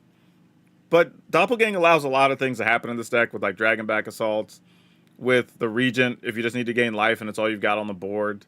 You know, you could potentially wipe out the opponent's mana base because they're not going to have a ton of basics. So if you even like do it for 2 or 3, like that could be really cool. So you never know. Never know. There's some fun stuff there for sure. But yeah, we'll mark that. That was good and entertaining. I am not upset at that. So yeah. That being said, where's everybody want to go next? More dragons? Other dragons? We have other dragon decks. We could do other dragons. Think Tarkir Dragonstorm got what it takes to compete with red, aggro, and beans? You can already compete with red, aggro, and beans. We do it all the time. Especially if you're playing on the ladder. That's the thing. Like in tournaments, it looks a little different. There's still answers, though. I mean, we see a lot of different decks still. I mean, I'm pretty sure if I were to go look at just like recent finishes in big tournaments, there is Omniscience combo, green-red aggro, Boris aggro, blue-white control, the Dimir bounce decks, Esper Pixies, Oculus. Yeah, there's several different decks still. Like I'm looking at each of these big finishes. What was in the showcase? Esper control, and this is even before you got stuff out of this set. Blue-red aggro. Those get added to the list. What else is in there? Let's see. Dinos in one of them. That's cool. Yeah, but there's a variety. Also, Selesnya Cage, also still good. And now that also gets to use Craterhoof. So that's more than fine. We kind of just did Sultai Dragons of sorts. We have other ones, but we'll save that for later in the afternoon. Depend. Y'all just tell me. Mardu Mobilize? I think I have a Mardu Mobilize deck. That could happen. Kind of wish they didn't make so many 3/3 dragons and also have Dragon Back Assault kill them. The thing is, though, like, that's a tough thing when you start adding value to the creatures, right? Because if you make the series of dragons too good that have another spell attached to them, they automatically outclass every other card, right? Because now you have a creature with good power and good toughness, and you get the option of playing a spell on turns 1, 2, 3, or 4, depending on what the omen is, right?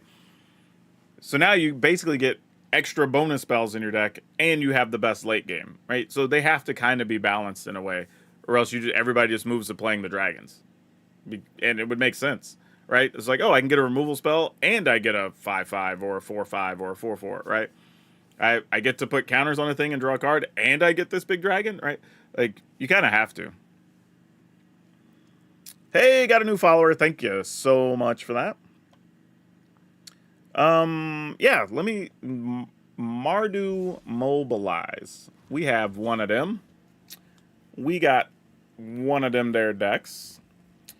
We are going a little hard here on this is a couple other people. Somebody posted this version recently. I don't even remember where it came from, honestly, but somebody posted this one up. So this is not 100% original build by any stretch. But we are playing a lot of new cards here. You know, the Stadium Headliner, obviously, the Voice of Victory, the Flyer here with the Sinkhole Surveyor, Playing a few copies of the Frontline Rush. So yeah, lots of stuff going on here. I don't know how much I love Gix in this build.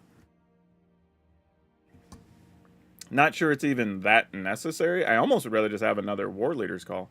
I wonder how many creatures are we playing? 23? It's not a ton. You know what I'd rather have instead of this? What are the sieges? Because one of them just makes a token. Yeah, Windcrag Siege just makes a body every turn. And then if we trigger, we get double trigger. So depending on the board state, we could actually just want this. I would actually like that more than the Gix. Because, like, while this does get us cards, I mean, getting cards is always nice. Don't get me wrong. But there's going to be times where, like, your board gets swept or whatever. And just, like, having the option to get another dude is kind of nice. God, how do y'all... Ugh. I hate deck building in horizontal. Like, real talk, people have asked, like, why I don't do all my stuff in horizontal. Because, like, I think it's way less efficient. And when I'm trying to record and look at things on a monitor and whatever, like, it's so much easier to just, like... hit a card to remove it, hit a thing to put a thing in. And, like, I can just keep going. Or while I'm going down the list talking about the cards, I can occasionally just, like, move one or add one in very quickly without, like, disrupting a flow.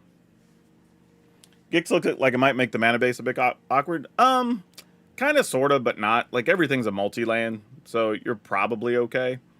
But I'm fine removing it if we just want to try more Windcrag Siege. We also do occasionally get, you know, some mana off the little hasty dude, which doesn't suck either. Let's see. Delney is when something triggers if a thing's 2 or less. So, like, Gix doesn't trigger that either. Would we want also just another Enduring Innocence instead of even a Gix, right? Like, Gix is nice, but, like, this comes back. This also gets us cards. It's lifelink, you know, whatever. We get a card every turn even if we don't get to attack. Like, I'm kind of okay with this. I think now, though, I'm just wondering, do I want more Frontline Rush? Or do we want another Windcrag or War Leader's Call? Because both of these are very legit in here. And I don't know which way I want to go. So, chat, y'all get to help us decide. Are we playing another War Leader's Call or another Windcrag Siege? Over one Frontline Rush is what we're changing here. Because we already have a lot of 2-drops anyway. I mean, there's 10. Even if I leave 2 Russian, that's still going to be 12. And while I do like instant speed tokens to have something to do during your opponent's end step, it's nice. But, like, I don't know if how desperately we need it. Somebody called Deb to watch. Yeah, he does love LSL Court. It's like his favorite card. Yeah, so I don't know. Y'all let me know. Do we want to do another War Leader's Call or do we want to do another Windcrag Siege? I think both are viable and good. So y'all get to help me pick here. This is going to be your call. My fate is in your hands. Gold Pan? What's Gold Pan? That's such a... David, I do not know what you're talking about over on YouTube. That just came out of nowhere. Just Gold Pan. Gold Pan was not an option. The options are War Leader's Call and Windcrag Siege. Hi, Marco. We need help voting. Hey, 21 months. Thank you so much, Epic Blue. Much appreciated. Yeah, so War Leader's Call or Windcrag Siege is what we're going to replace our one Frontline Rush that we cut. And yes, that will put us at 61 cards. And no, I don't care. But if not, I think I'm just... If y'all don't pick, I think I'm just going to go with probably another Windcrag Siege, just for excitement purposes. 2-drop equipment, make a treasure equip for 1. What? That wasn't a choice. Why are y'all picking cards that aren't choices? How is this so difficult? Equipment, I don't know. I'll put treasure token.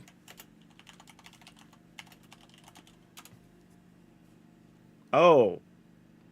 Gold Pan. Yeah, I forgot this was a magic card, not gonna lie. Why would we play this? Why was this suggested? I'm so confused. Why would Gold Pan even be suggested for this deck? Like, it's totally, like, it doesn't make tokens, it doesn't trigger the tokens, it doesn't make the tokens bigger, it doesn't deal damage when creatures come into play. It doesn't do anything the deck wants to do. Like, why was Gold Pan recommended? Y'all are wild. Like, I mean, cool, thanks for clarity. Totally forgot it was a real Magic card, but yeah. Like, that, I'm just like, it doesn't do anything, though. That's so weird. Okay, anyway, back to what we were doing. I guess I'm going to go ahead and leave in the one frontline rush. Since everybody couldn't decide on if we should do War Leader's Call or... Oh, wait, actually, Olapod says Siege. Would rather see a Siege. Yeah, I think that's still going to leave us 24 creature cards. A couple of things that make tokens. I'm going with the Siege. I like that call. All right. Let's fire up another quick video. I have about an hour, so we should maybe be able to pull this off. I'm going to message my co-host to let him know that I will be a touch late to the podcast. Should have show run late today at about 3:15, and we'll be ready to record around 3:40.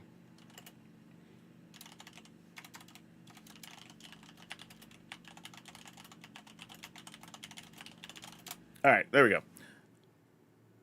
Now you'll have my undivided attention.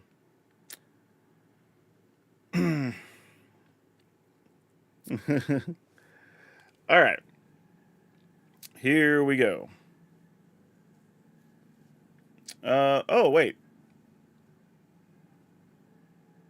Okay. I was just seeing how far behind. I shouldn't be more than like 20 seconds behind on any of the things. Some of them have delays because they process and put stuff up or whatever. But all right, let's get on and record this thing. What's up, Dragon Brood? We're going to be playing some Mardu Mobilize because, well, it's a new mechanic in the set, and we have lots of cards that work with it, and a lot of old cards that work with it, which is actually really cool. So, we're going to see if we can pull this off today. I think we can, but, you know, thinking we can and actually doing it might not be the same things. But we do actually have Torch the Tower because, you know, early removal, and we have plenty of tokens to sacrifice because a bunch of them are going to die at the end of the turn anyway. Voice of Victory. This pretty much forces your opponent to use any removal on anything on their turn, which is always really good. Sinkhole Surveyor. Lots of people are into this card right now. I don't know how good or bad it is, but it does make a token every turn, which is kind of cool if you want it to, or it just gets bigger, which is also okay. LSO Core triggers whenever our creatures die, which is awesome, so they just get to do bonus damage. Frontline Rush, a couple copies of this to just make some instant speed stuff, but if one thing gets through, maybe we get to make it like +5, +6, which would be cool. Delny triggers all these things that we've talked about so far, which is awesome. Enduring Innocence, also fantastic here because everything's making tokens, so we get extra cards, which is fantastic. And War Leader's Call, because some of those tokens can now be bigger, and they actually deal damage when they enter the battlefield. Another new card, Windcrag Siege, that we're going to be taking a look at today, gives us two options that are both good in this deck. If we already have a bunch of stuff on board, then we just make everything trigger an additional time, which is great when we attack, which means you're going to be extra mobilized tokens, possibly trigger again from Delny, get more damage from War Leader's Call, all that, right?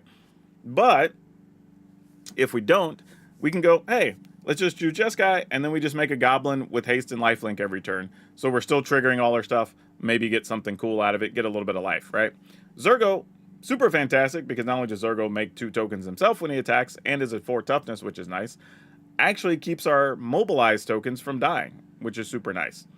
And then we have Inevitable Defeat, just can't be countered, exile a thing. Your opponent also loses 3 and you gain 3. Kind of an unfair card for 4 mana, but hey, it's awesome. It costs 4 at least. And then we have All Out Assault, which makes all of our tokens bigger, and Death Touch, which is super annoying when you're getting a bunch of free ones effectively, but also you get an extra attack step the turn after. Not just that, you get an extra attack step and an extra main phase. I don't know why you get an extra main phase, but it gives it to you, and that might matter, so we'll see. As far as lands, not doing anything too surprising, but I did throw in 1 Dalkovan Encampment just because it has the ability to make a couple of warrior tokens that work with everything else we're doing. So, like, maybe it matters. We'll see. Otherwise, if you want the deck list, you know the drill. There'll be a link, all that good stuff. It'll take you over to Moxfield, a channel sponsor. But also, you can support the channel by going over to Tales of Adventure using our code DRAGN, DRAGN, and, you know, save your skin. Let's go see if we can mobilize the troops and get some wins. Don't usually catch your streams? Well, because I'm not streaming a lot lately. I normally stream, like, last couple of times been like twice a month or something I've been streaming. And tell Brian chat tells hello. I will tell him whenever we get to record later. All right, let's load up that mobilize list and see what we can do. Looks fun. Wonder if you could fit in a sack outlet to take advantage of those mobilize tokens for self-destruct. I mean, you could, but the problem is, like, what would you put in that would be efficient? You know, if there was something that, like, I don't know, let you sack every turn for some cool bonus ability, like, maybe? We're going to keep this. These lands are good. Get to play against that villain Jay, if you haven't followed him. Really fun streamer. He does, what do you call it, with the little avatar on screen. So he does a little bit. Whoa, I almost messed up there. We do need to take a point so we could play this headliner. Almost played those out. I was so thinking about not having this come into play tap that I was like, oh, that was about to be terrible. Yeah. All right, get in there, little buddy. And make another 1/1. Love it. Play this thing. We get to see this Surveyor in action. Right off the get-go. And have a feeling if anything dies here, it might be the Surveyor. Yeah, that makes sense. I would have probably done the same thing. All right. Let's go ahead and play... Ooh. Man, I really want to do the Enduring Innocence first here. Yeah, let's do it. Zergo is nice, but I almost feel like if there's something here that doesn't go right, I would let them go ahead and kill this first instead of Zergo. Especially if we end up having to face down dragons. Having a couple of cards to help would be nice. Oh, highway robbery. Now, this is also another thing, right? If you're playing a card like this as a sorcery, I wonder if it'd be better to play the dragon that lets you do this as well. But it does have plot, which, you know, not to be overlooked there. Take a point. Well, we have a lot of Torch the Towers. We could double 2 for 1 a dragon, I guess. Let's put one of these into play. And then we don't lose our token. Thank you, Zergo. Oh, Pitiless Punter. We just get to straight up kill you, little guy. Get in there with our things. Trigger a lot of mobilizing. I don't know. There's a bunch of little dudes. Then we play another tap land and pass. Nothing dies.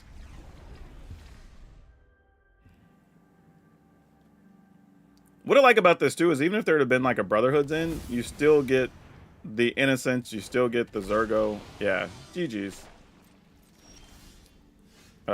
Yeah. Not even going to play the Siege here. We'll just let it all happen and just end the game. And a backup Zergo just because. Yep.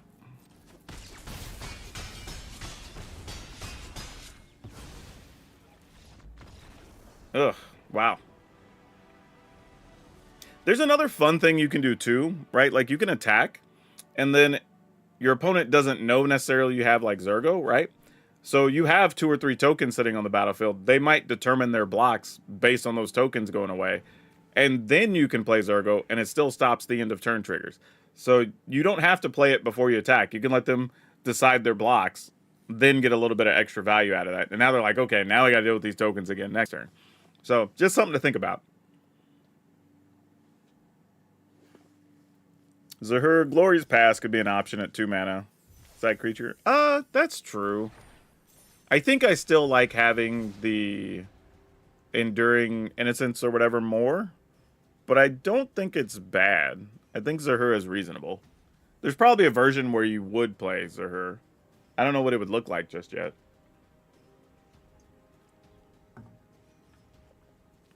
It's not a bad card. We played it in a list 2 weeks ago at this point, and it was pretty solid. I didn't have a problem with it. Also, after the stream, while I'm recording a podcast, I just realized I have a video that was supposed to go live and it didn't for some reason. Why is that not a thing? Well, it is now. All right, there you go. Well, now it's up. Our underrated top 10 cards are up now. So that was weird. Should have been up. Something wasn't set. Are we keeping this? We're absolutely keeping this. This isn't even a question.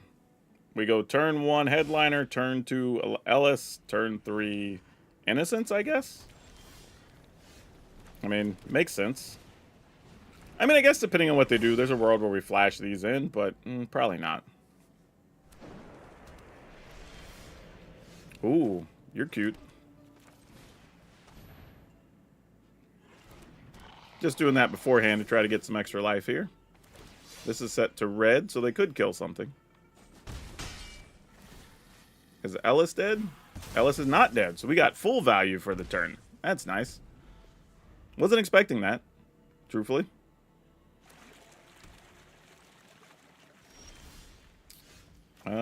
Let's go... Ooh, probably play this. That would make more sense. See if we can also get us a card here.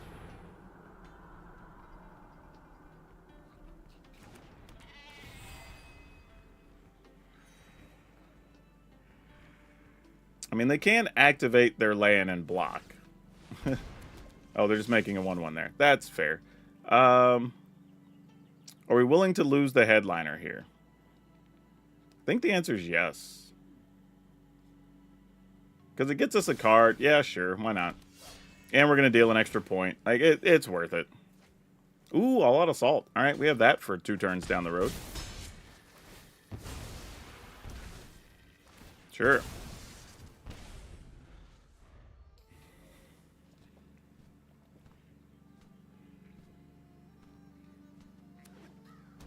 Ooh, if we can get Windcrag Siege here. Ah, that would have been slick. I think we just do this. Just to make our creatures big enough that if there's any land shenanigans here, it's not terrible. Yep. That makes sense. Lose 1 to block 3.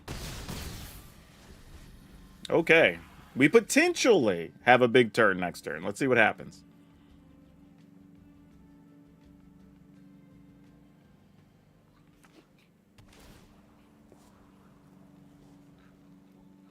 Man, I feel bad because we haven't really played 1 new card so far. But if we play this, we get everything as a +1/+1 and Death Touch, and we get to attack twice. So they would need more than 1 blocker, because the first one would die during the first block, and then the next one would punch through. Oh, you get something for free here. The Mother Load. Oh, no. That's so good. Oh, no. Oh, and you're... Okay, I see. You set up a combo situation here. Good job.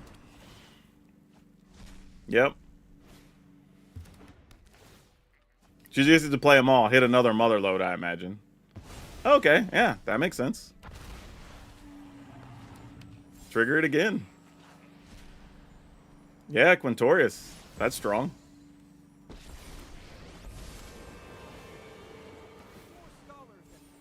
Yeah, just keep going. I love it. Can't even be mad at it, dude. That's actually pretty sweet. Got the last Dragonstorm. All right. And now they're at 9, so I can't kill them. At least not easily right now. Got Natali. Sweet.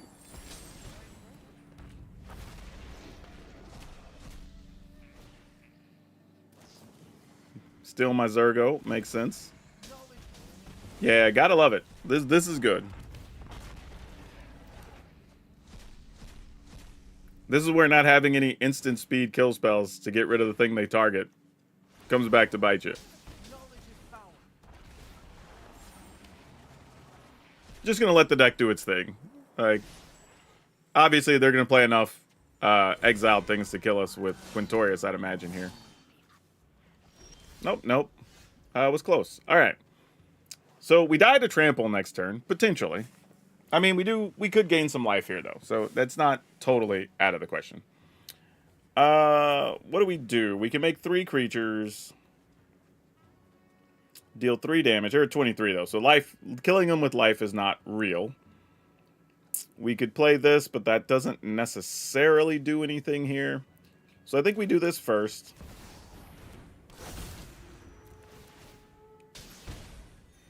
Oh, Arena, no! We couldn't cast anything now if we wanted to. Arena goofed it up. Well, that's that. Tapped our mana wrong. Alright, GG's. You got us.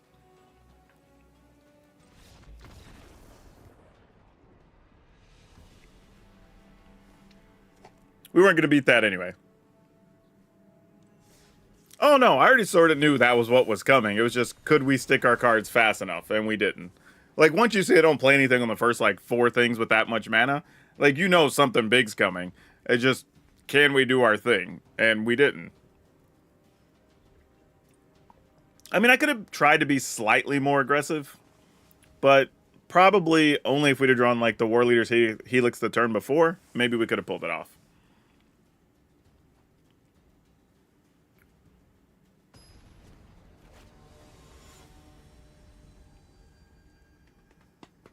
All right, here we go.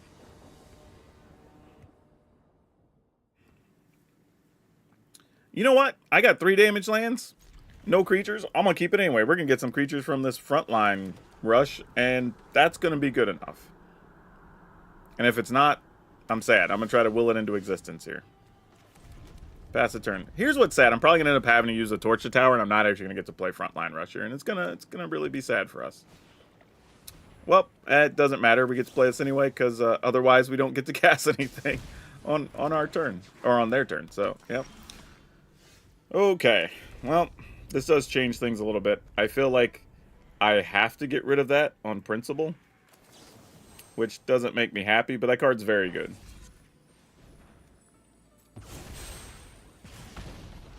You can definitely stay. You will be part of our future plans. Have a feeling I'm probably going to have to use this next turn. Take 2 damage. What is... Oh, mobilize 04. Wow, okay. Well, yeah, I guess that's part of our plan here. I mean, we gained 1, so it's not like the worst thing.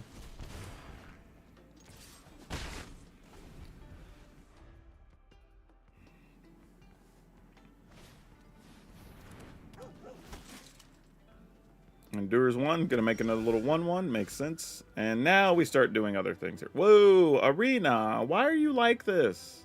You can see my hand. Why? Why are you doing this? By the way, y'all are gonna have to check Auto Tapper a lot this season, because your hand's gonna have so many different mana things going on, and while Arena does try to suggest things, it also tries to minimize your life loss or whatever, so the machine isn't taking the beating for you losing a bunch of life or whatever. Alright. But yeah, when you've got 3 and 4 color decks, Auto Tapper is going to be a little bit of a mess. I will just kill the bigger one, I guess. Yeah.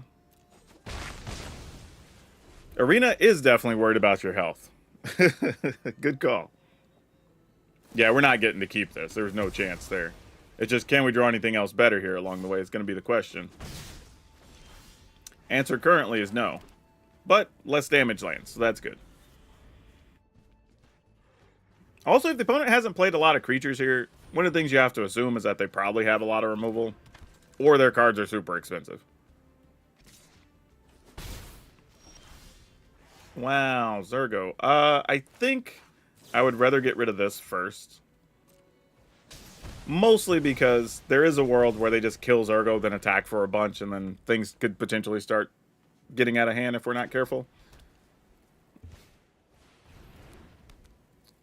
Gossip's talent. Oh, because you get to surveil. That's actually pretty slick. And you get to protect your creatures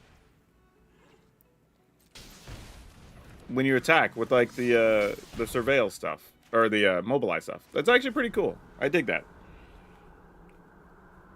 I mean, no way Zergo lives here. They've only had to kill one creature, so like, yeah, like that surprises no one.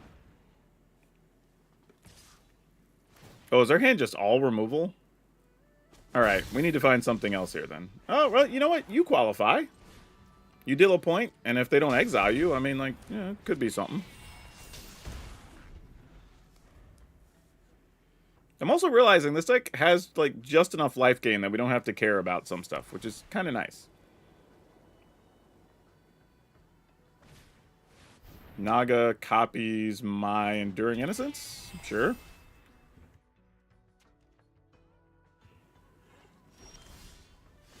Oh. Okay. Why not, right? I mean, we kill both their things. Yeah, alright, alright. I mean, it's not the best thing, but hey, it's something. Yep, I'm here for it. Seems legit. I mean, they're down to 9, so they kind of have to block at some point, you know? It does come back into play, but there's nothing to copy, so it's just an 0/0 enchantment. Which is hilarious. Yeah, Elspeth's real good. No lie. Probably gonna stay consistently one of the most expensive cards in the set into the future. Alright, let's draw a creature into a creature, trigger some things. Oh, you suck. We need actual things. Come on.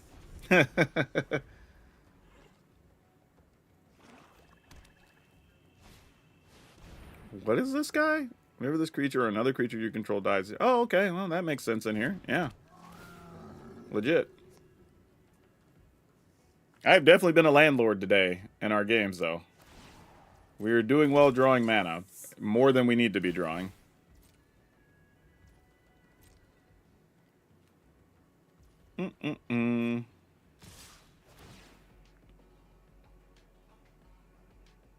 No, the Naya worked correctly.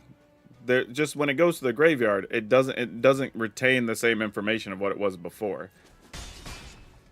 So it gets to come back. It would get to choose to copy something. There's just nothing to copy. Oh my gosh, really? This is how we're gonna lose? This is so sad. I mean, I'll play it. I don't know if it's gonna matter, but alright. Oh, this is so tough. Yep. Yep. This is how the ship goes down, team. I guess I want to draw like a frontline rush here. So like make another token. I could sack a token, but like, yeah, those are just gonna kill us.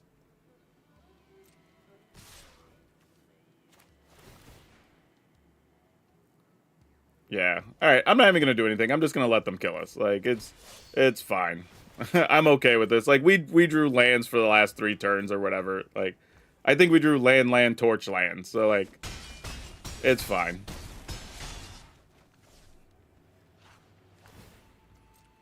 Pretty sure there's nothing we could have done there. You ran into the interaction before and it came back as Enduring Innocence. I guess it's different. Yeah, if there's something to actually copy. And it's also the order of the cards as well, you know? Depending on what else your previous board states are like. Credit to the opponent. I don't think they had a bad build or anything. I also just realized, I don't know why I don't have... I do have a lot of... Maybe I have a lot of lists with Elspeth, actually. I'm also wondering why I don't have an additional one in here. Are we just playing one Elspeth? That might be correct, actually. Alright, we'll just go one. It's neat, but we don't need a lot. It is 5 mana.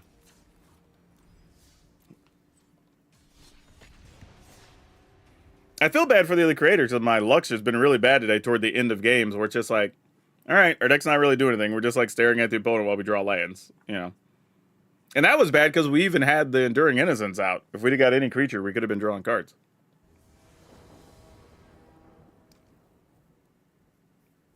We've got our buddy MTG Malone. We will keep this, though. Not really a reason to throw this away. Obviously, we'll play Sinkhole Surveyor on 2. No clue if it's going to live. That card, you get to copy the spell. That's also very nice.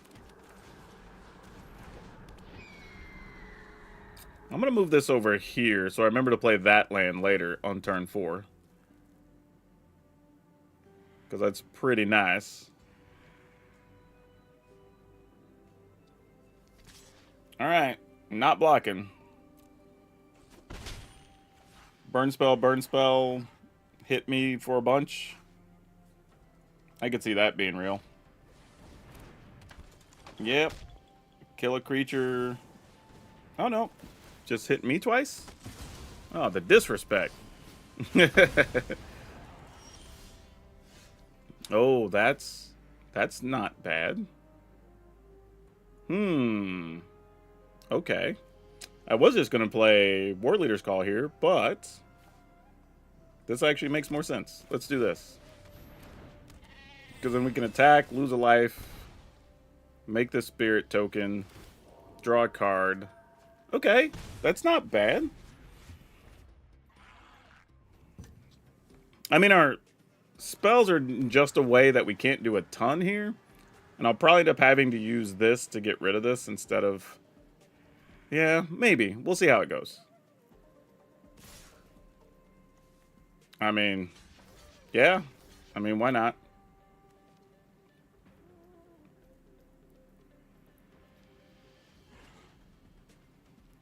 I mean, if you got spells, you're going to use them either way. So I'm just like, might as well block.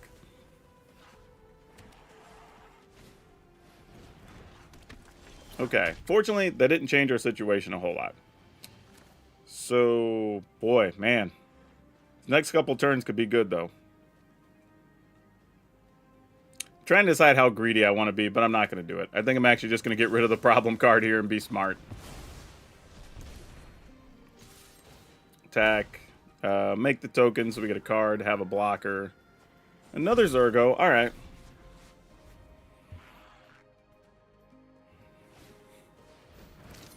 Corey still. Play the second thing. Yeah. And you get a card there. Pretty good.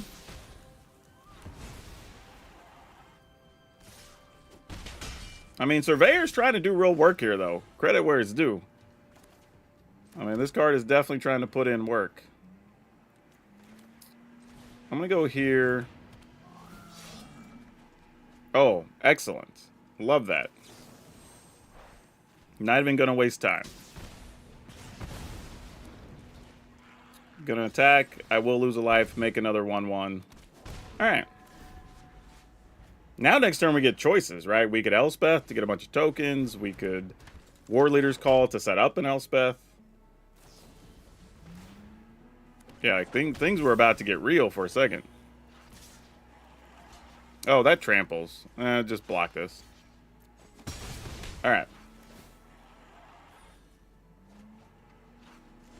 Okay. Now the question is, do we Frail Elspeth here? We have 6 mana.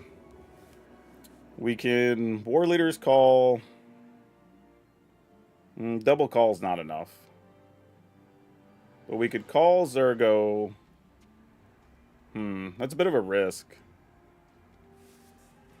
I wish I had one more mana. I think it is Call and Zurgo, though. I think is the right play here. And then we Zurgo.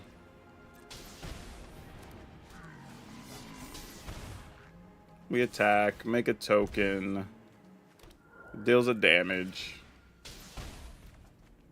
Oh, triple Zurgo. That is not the card we wanted to draw. Man, come on.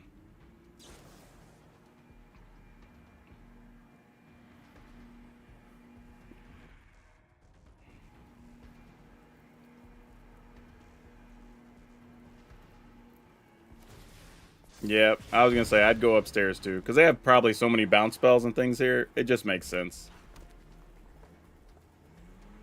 And we're kind of priced into blocking whether we like it or not. Yeah, I was going to say, if we even get a choice to block. So that's tough. And then get rid of our token, hit us for lethal. Yep. Man, that triple Zergo killed us. That is not what we needed there. Yep. Good play, though. Well done. I needed something I could play there other than Zergo. Turns out, though, playing Elspeth would not have mattered. Well, actually, playing Elspeth could have mattered. Because if I Elspeth attack, use Elspeth's trigger, make 2 tokens. The 1/1 makes 2 tokens. I have 1 additional blocker. Okay, I guess I could have lived there if I'd have played Elspeth. Ooh. Okay, sure. Maybe this does something. Why did I play that first? I was gonna say I could have taken a needless point of damage there. Alright. Voice of victory. Do you live?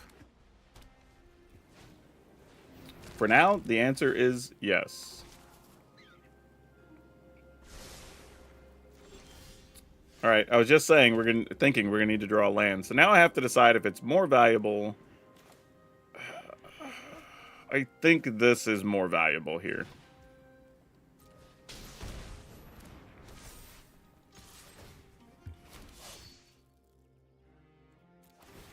Mostly because it makes the creature bigger and the tokens are bigger here. So the question then becomes, though, next turn, are we just playing this to get rid of a Caretaker's Talent? Nope, there was a split up. Well, that changes that decision making altogether. So then we will just play this, deal a point, and pass. End the turn.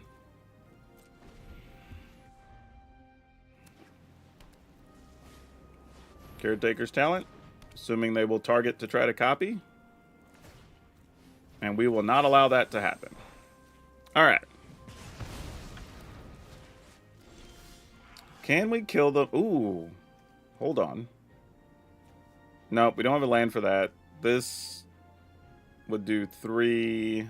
Yeah, we have to just get rid of Caretaker's Talent, sadly. I was hoping we'd get to do something else here, but... We come out +1 life in that exchange. Opponent goes to 5. And at least now, War Leader's Call stands to potentially be lethal. Over a couple of turns, obviously. Excellent. Ooh, Zergo. You don't really do much here, though. We will be making tokens here. Let me think about this. So... Oh, it's at the beginning of our upkeep. So if we attack, they double block. Yeah, I mean, I guess. Otherwise, they're just going to be chip blocking tokens. And I don't have anything with mobilize where they're just going to instantly die to trigger anything.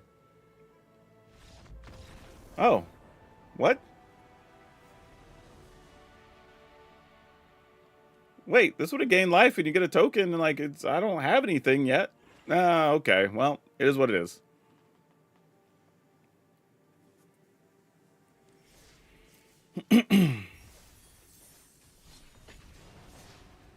Yeah, split up is a weird card. Oh, see you later, Night Sky. Didn't see you take off a couple seconds ago. But yeah, I think one of the cool parts, what you're seeing already about the set, is that there's just a lot of way to build everything. You know, there's not like, this is the best build for this card. At least like right now. I think in the next 3-4 weeks, we'll figure out what the best things are. But we don't really know what those are at this point. I usually feel like when people say, like, this is the only thing, it's like, dude, we're all just still learning the cards. We don't know anything yet. You know, we'll figure it out. It'll come with time. Also, thank you to all you hanging out on all the different platforms. And that new follower. Much appreciated. Where are the opponents at? We need to play some more Magic. I have like I don't know, another 20 minutes, 30 minutes. We can get a couple games in.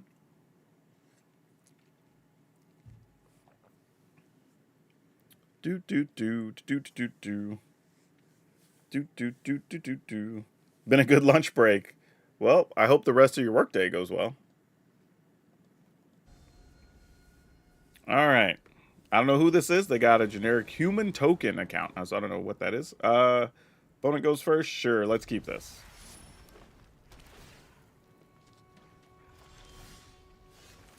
Not sure. How I want to commit to this situation. I guess I'm going to go with this.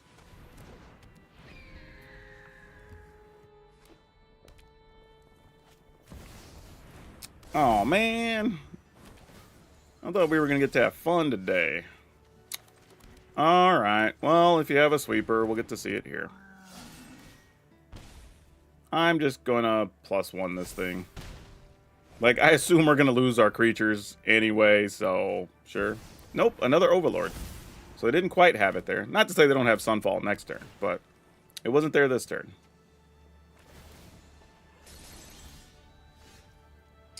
Oh, man, this puts us in a weird spot. I almost feel like we don't do... Well, let's see. If we play Delny, we get 2 triggers on this. We get 2 triggers on this, which is 4. 5, 6, 7, 8, 9, 10. Our follow-up would be this and this. And then with an all-out assault. I mean, I guess... No, that just feels too greedy. Let's just do this.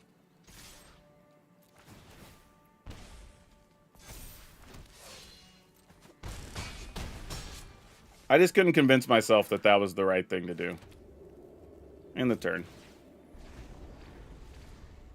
I mean, maybe it's not Sunfall. Okay, Invasion. Well, combo thing, just the same.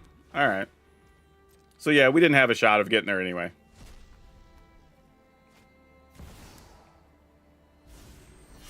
Makes sense. And that was it? We didn't combo? Oh, that was weird. I assume that's what that was about. You see Invasion of Alara, you assume combo-y things are happening. Well, that was a little weird. We do this, we get to do +1/+1. That's only 4 twice. Doesn't get us there. Think I'm just going to do this. And maybe somehow, some way, we get there on the next turn.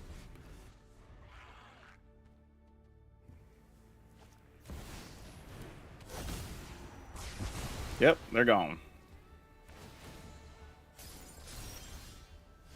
Wow, this just did not come up the way we needed it to. I guess we do this because it's still a possibility. Right? Like, we can still maybe kill them next turn. There's a combination of cards where that could happen.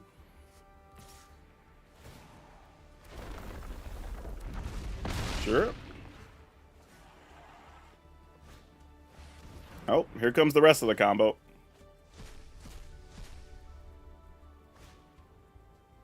Another invasion.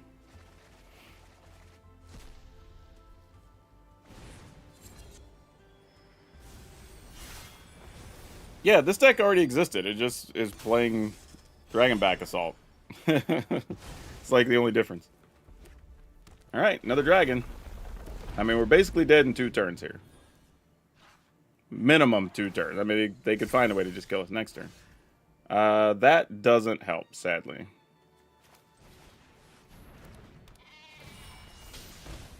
I mean, maybe there's a world where we get to chump block, but I doubt it.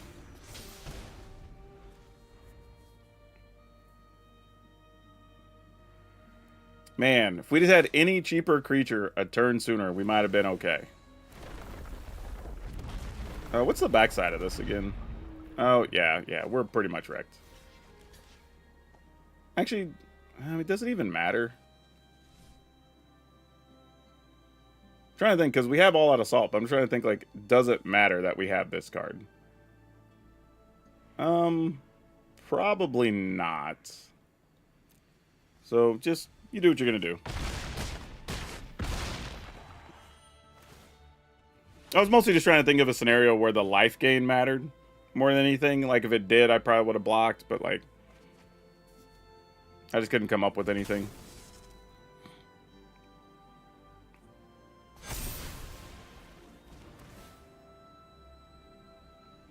Yep, she gone.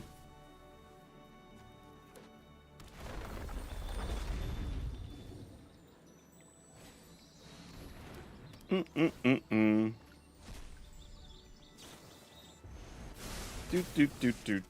Do. Alright, cool. GG's. Yeah, that's another one of those decks that if you're just playing the right cards there, you can still win. Like, you could definitely still win that one. Just a well-timed, like, get lost or whatever, which we're not playing any of in this deck. And I honestly think that's what this deck's missing. It should just be playing some get lost. So I'll add that to the final version for the downloadable version. But I think that's what it needs to have. Do.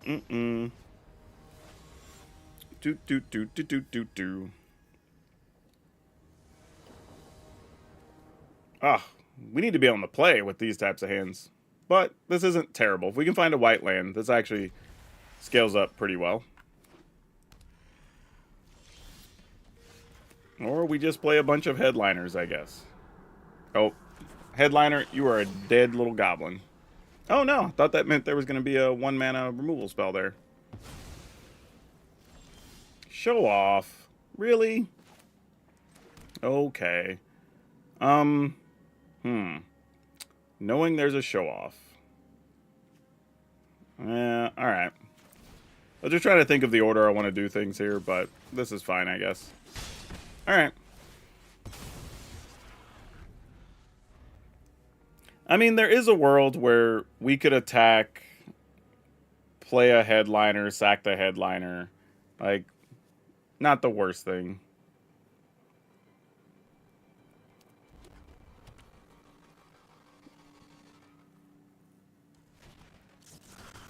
Alright. Show off gonna hit us for 1 million here? Nope, but those cards are very damn good here. Those are legit. Do I need to just play a flyer to block here? That feels gross. But probably correct. Yeah, I think that's what we're going to be doing, sadly. I guess it doesn't really matter which one of these we play. Alright, no attacks. And then we're probably going to be flinging headliners to kill some things.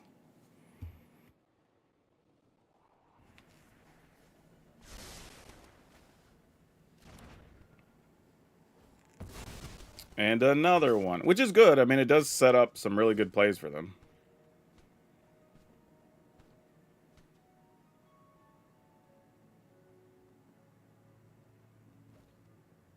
No blocks. Question is just do a... Oh, well, I was going to say, do I want to give up both headliners? But this changes things a touch. Like, not a ton, but a little bit. So now there's another thing to think about. Because I was thinking I need to get rid of these, but... Let's say you play a coyote, give something +1 in haste. I could have 1 ground blocker for a coyote. That's not much, though. 2, 4, 5, 6, 7. I play this. The tokens are a +1. You have to double block this or this. Ah, jeez. This is difficult. I think I'm going to go here. And now I just have to think about how much damage am I willing to risk. Because this is 1, 2, 3, 4 from that. They also get a +1, so they're 2 each themselves. Yeah, I'm going for it.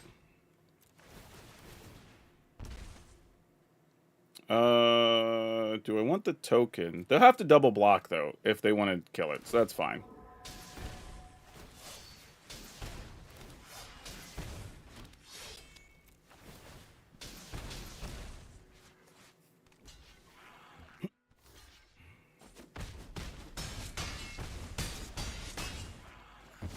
Alright, I mean, kind of the best we could do there. And we could still die. Like, that's the thing. We could still very easily die here.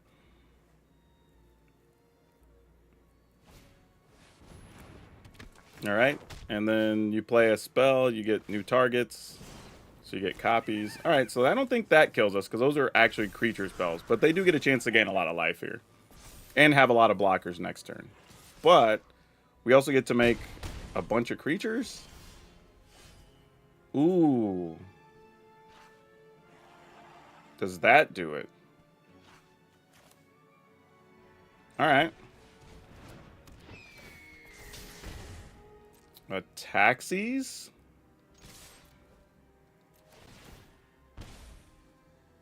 Make a 1/1. Get a couple of triggers in there. And then this actually pumps something for +2, 4, 6, 7. But they haven't... Oh, yeah, they have one less blocker than we have attackers here. So that should do it. Man, this was close.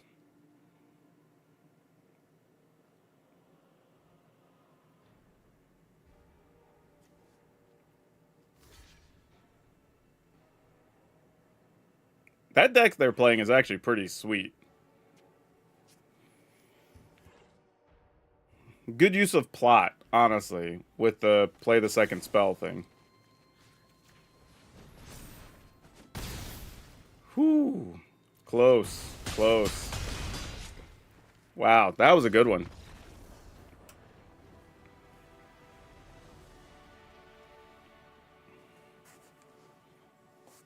Yeah, that's a fun idea, using the plot there. I think they're onto something. That's actually pretty cool. I hadn't really considered that yet. I like it. I like it a lot.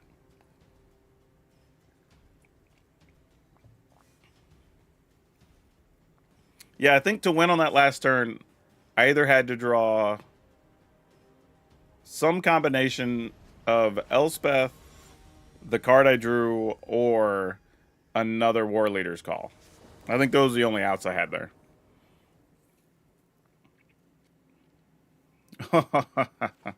Let's keep it. I think at the end of the day, the all-out assaults are going to come out entirely. I just don't think there's enough scenarios where they matter.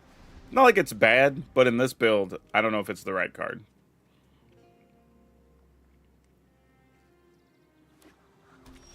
Oh, we didn't even get to do anything there. Thought we were going to get to kill something with our torch.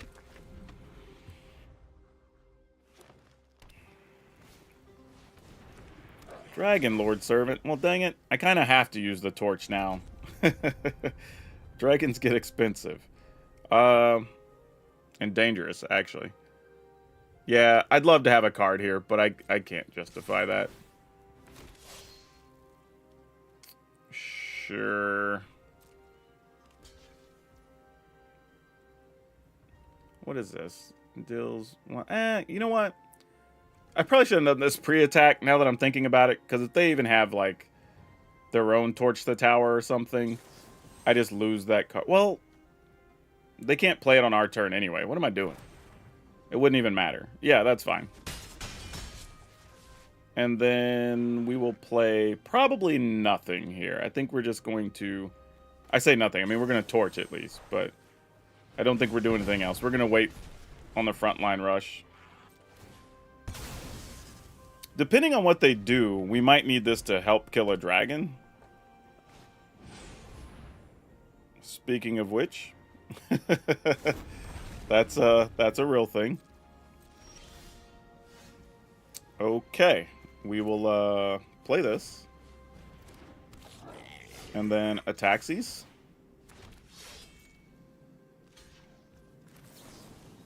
And pump this dude a bunch.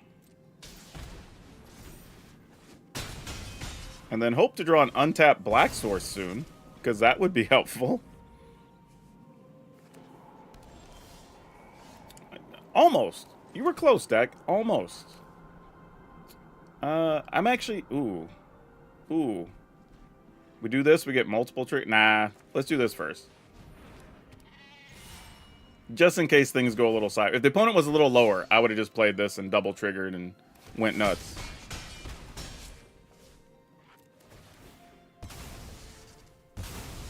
Alright.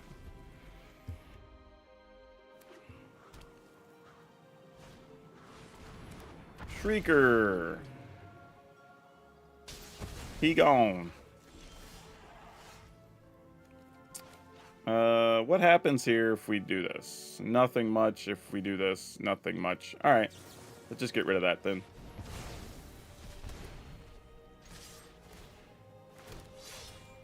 It is kind of ridiculous. Oh man, triple Zergo. Like, to have a card that you can get rid of anything and you just drain for 3, like for sport. Like, kind of random. Servant, sure. Oh, Bator. Whoa. Yeah. Well, you're tapped, unfortunately. I would have loved to have played All Out Assault here. This is a spot where it would have actually mattered. What does this look like? Does playing Zergo here matter? Like, they block our 2 real creatures, take 2, the other 2 hang around, they're at 3. We then could assault with the extra bodies next turn. I mean, it's not nothing. If this triggered, we just get 2 more things, but then they block, take 4. And they're at 1. Yeah, it doesn't change enough, I don't think. Okay, I was just looking to see if maybe I drew Torch or something there. Yeah, really doesn't change anything.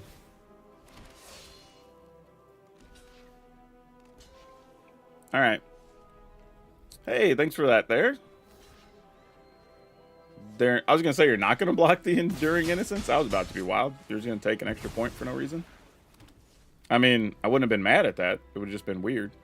I'm going to play this, so just in case we need the other black mana for some reason. Alright.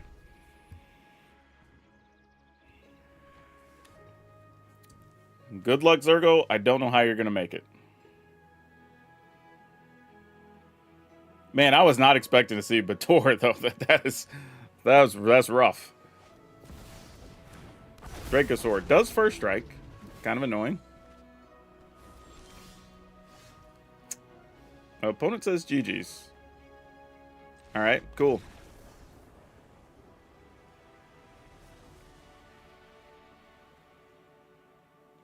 I'm not totally sure it was GG's. Like, we play this, right? We would get...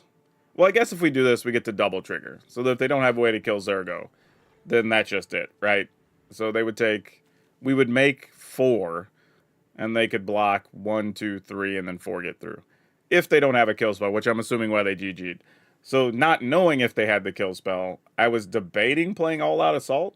The problem, though, is this guy still just first strikes, so we wouldn't have killed him. So, yeah. But hey, you know, you take what you can get.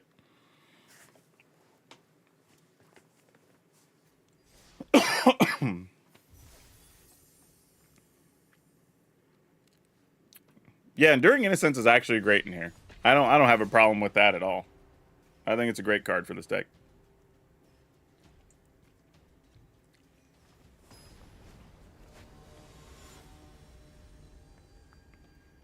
You're scared that everything is removal right now? I mean, there's a lot, but there's a lot of ways to play around it, too. Yeah, this hand. Sure. I mean, if we draw an untap land, we technically get to curve out, so, you know, it's not the worst thing.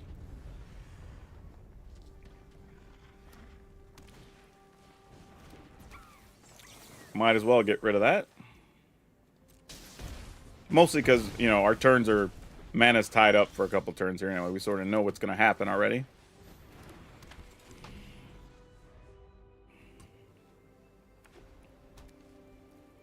I will say, though, War Leader's Call has been a superstar in this build so far. And looks like it's going to continue to get to be so here.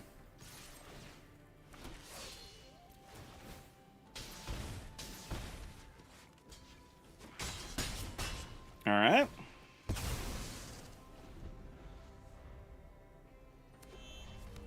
Now their turn to make tokeny things. Yep, I get it.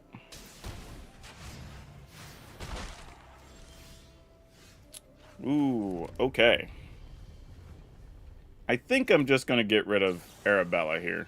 Don't give them a chance to drain us for a bunch.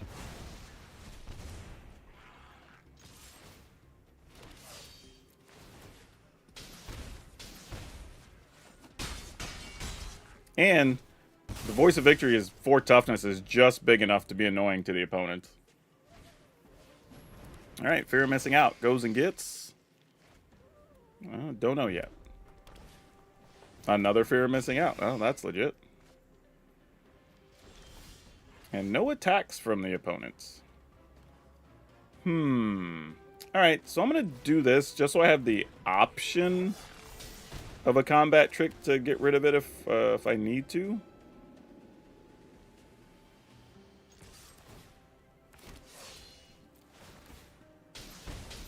Opponent goes to 4, and it's kind of forces some blocking issues here.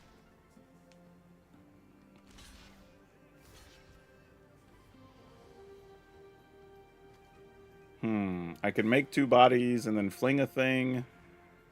That...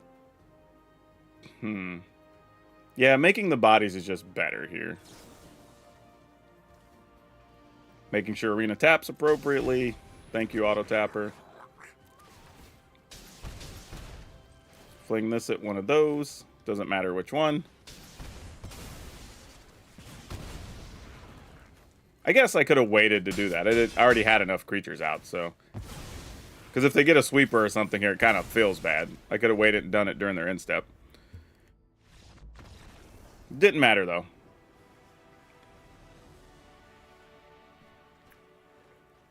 No, this isn't really the mirror. Like, we do have black mana doing other things. You know, looks like we're playing War Leader's Call and the removal. Like, definitely different than what they were playing. I've played some builds similar. I even have a list, I think, already done up. Doesn't have Fear of Missing Out in it, though. Mine looks a little bit different. But I think they were trying to capitalize on, like, the Arabella, you know, whatever, getting the attack triggers from that stuff. So that makes sense.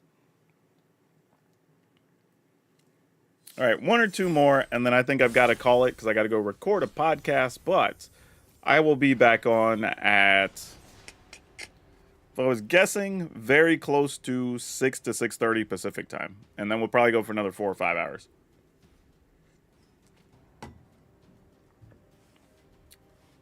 You know what? You would think people would be on brand, you know, like whatever their colors are, or they have a certain color sleeve on their deck or whatever, but no.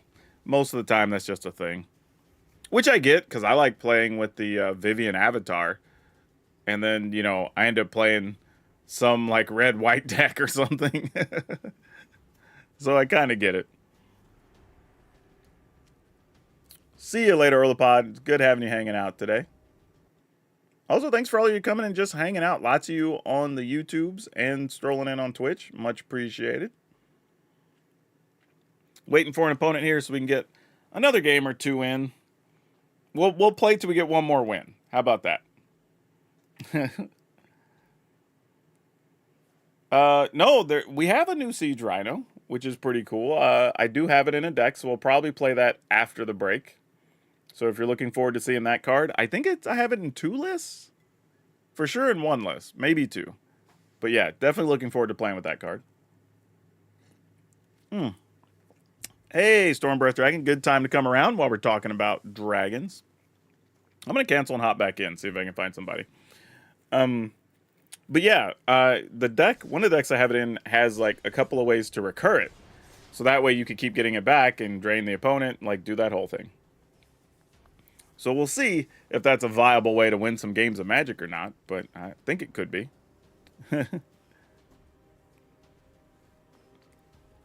You don't want it to be easy to guess what you're playing. I don't know. We usually figure it out within 3 cards, you know. First couple of turns at least. Sounded like my notifications went off, but I didn't see who it was, so I'm sorry if I missed someone. It didn't pop up for me. I don't know what that was about. I heard it, but I didn't see the visual notification. Oh, where are all the people? Let me check the Discord. Are people still live? Oh, yeah, there's still a lot of people live in here playing. Weird. I don't know what that's about. Awkward. But still looks very, very active.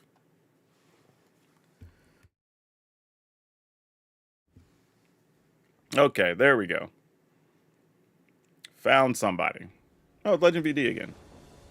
I think we played each other earlier when we were playing different decks, so maybe this game will be different and fresh for y'all.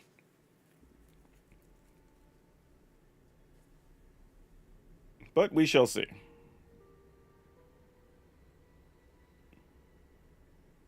Or not. You do have to be a little more patient with some of these games. We're going to keep this. But, you know, sometimes people are talking to their audience and whatever. You know, we're all trying to do the job, making some content. So when you run into other creators, if they are playing slow sometimes, they're doing the work that goes with the game. So you got to give people a little bit of grace there, you know, as far as that goes. What do we wish to do?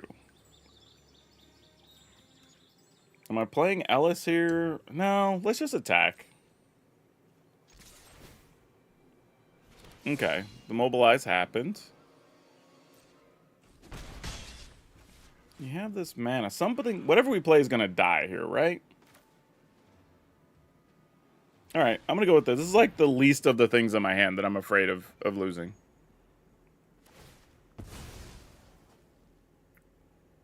I mean, it probably just dies this turn, you know. Brotherhood's in, still a real card. But we'll see.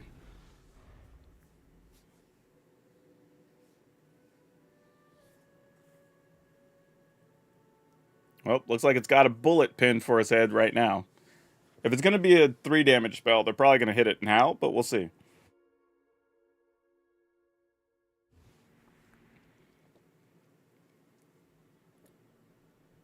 But Frontline Rush, I was going to say, oh, well, that would have killed it anyway, so that didn't even matter. Like, no matter what, it was going to die to that, for sure. Yeah, alright, Zergo things.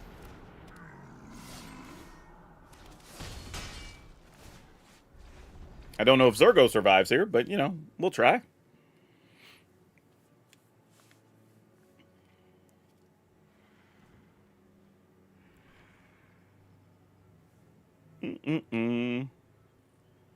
Yeah, mobilize is fun. You know, there's a lot of ways to build it too, depending on, are you trying to maximize the tokens? Are you trying to do the enter the battlefield damage? Are you trying to double your triggers? Are you just trying to make piles of tokens and overrun them? Like, you do have some options for sure. Oh, they're looking at the headliner, maybe because they need to play something that the headliner would possibly kill. Especially if we get to attack, because that's going to be 3 more creatures on the battlefield, which is quite a lot. Because at that point, it can just kill dragons, you know? Ooh, what do you take from here? Because all of these are good.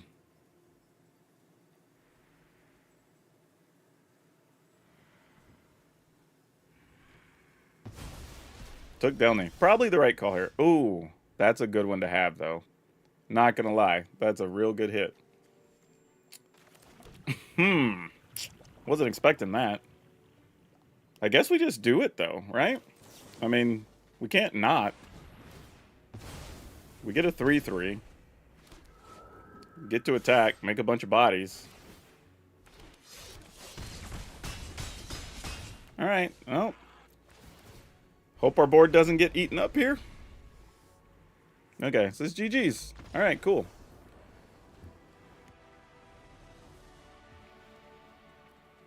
You know the fun part about that game? It was all new cards. Like, we literally only cast new cards in lands. So, the old cards didn't even have to come into play. That was pretty sweet.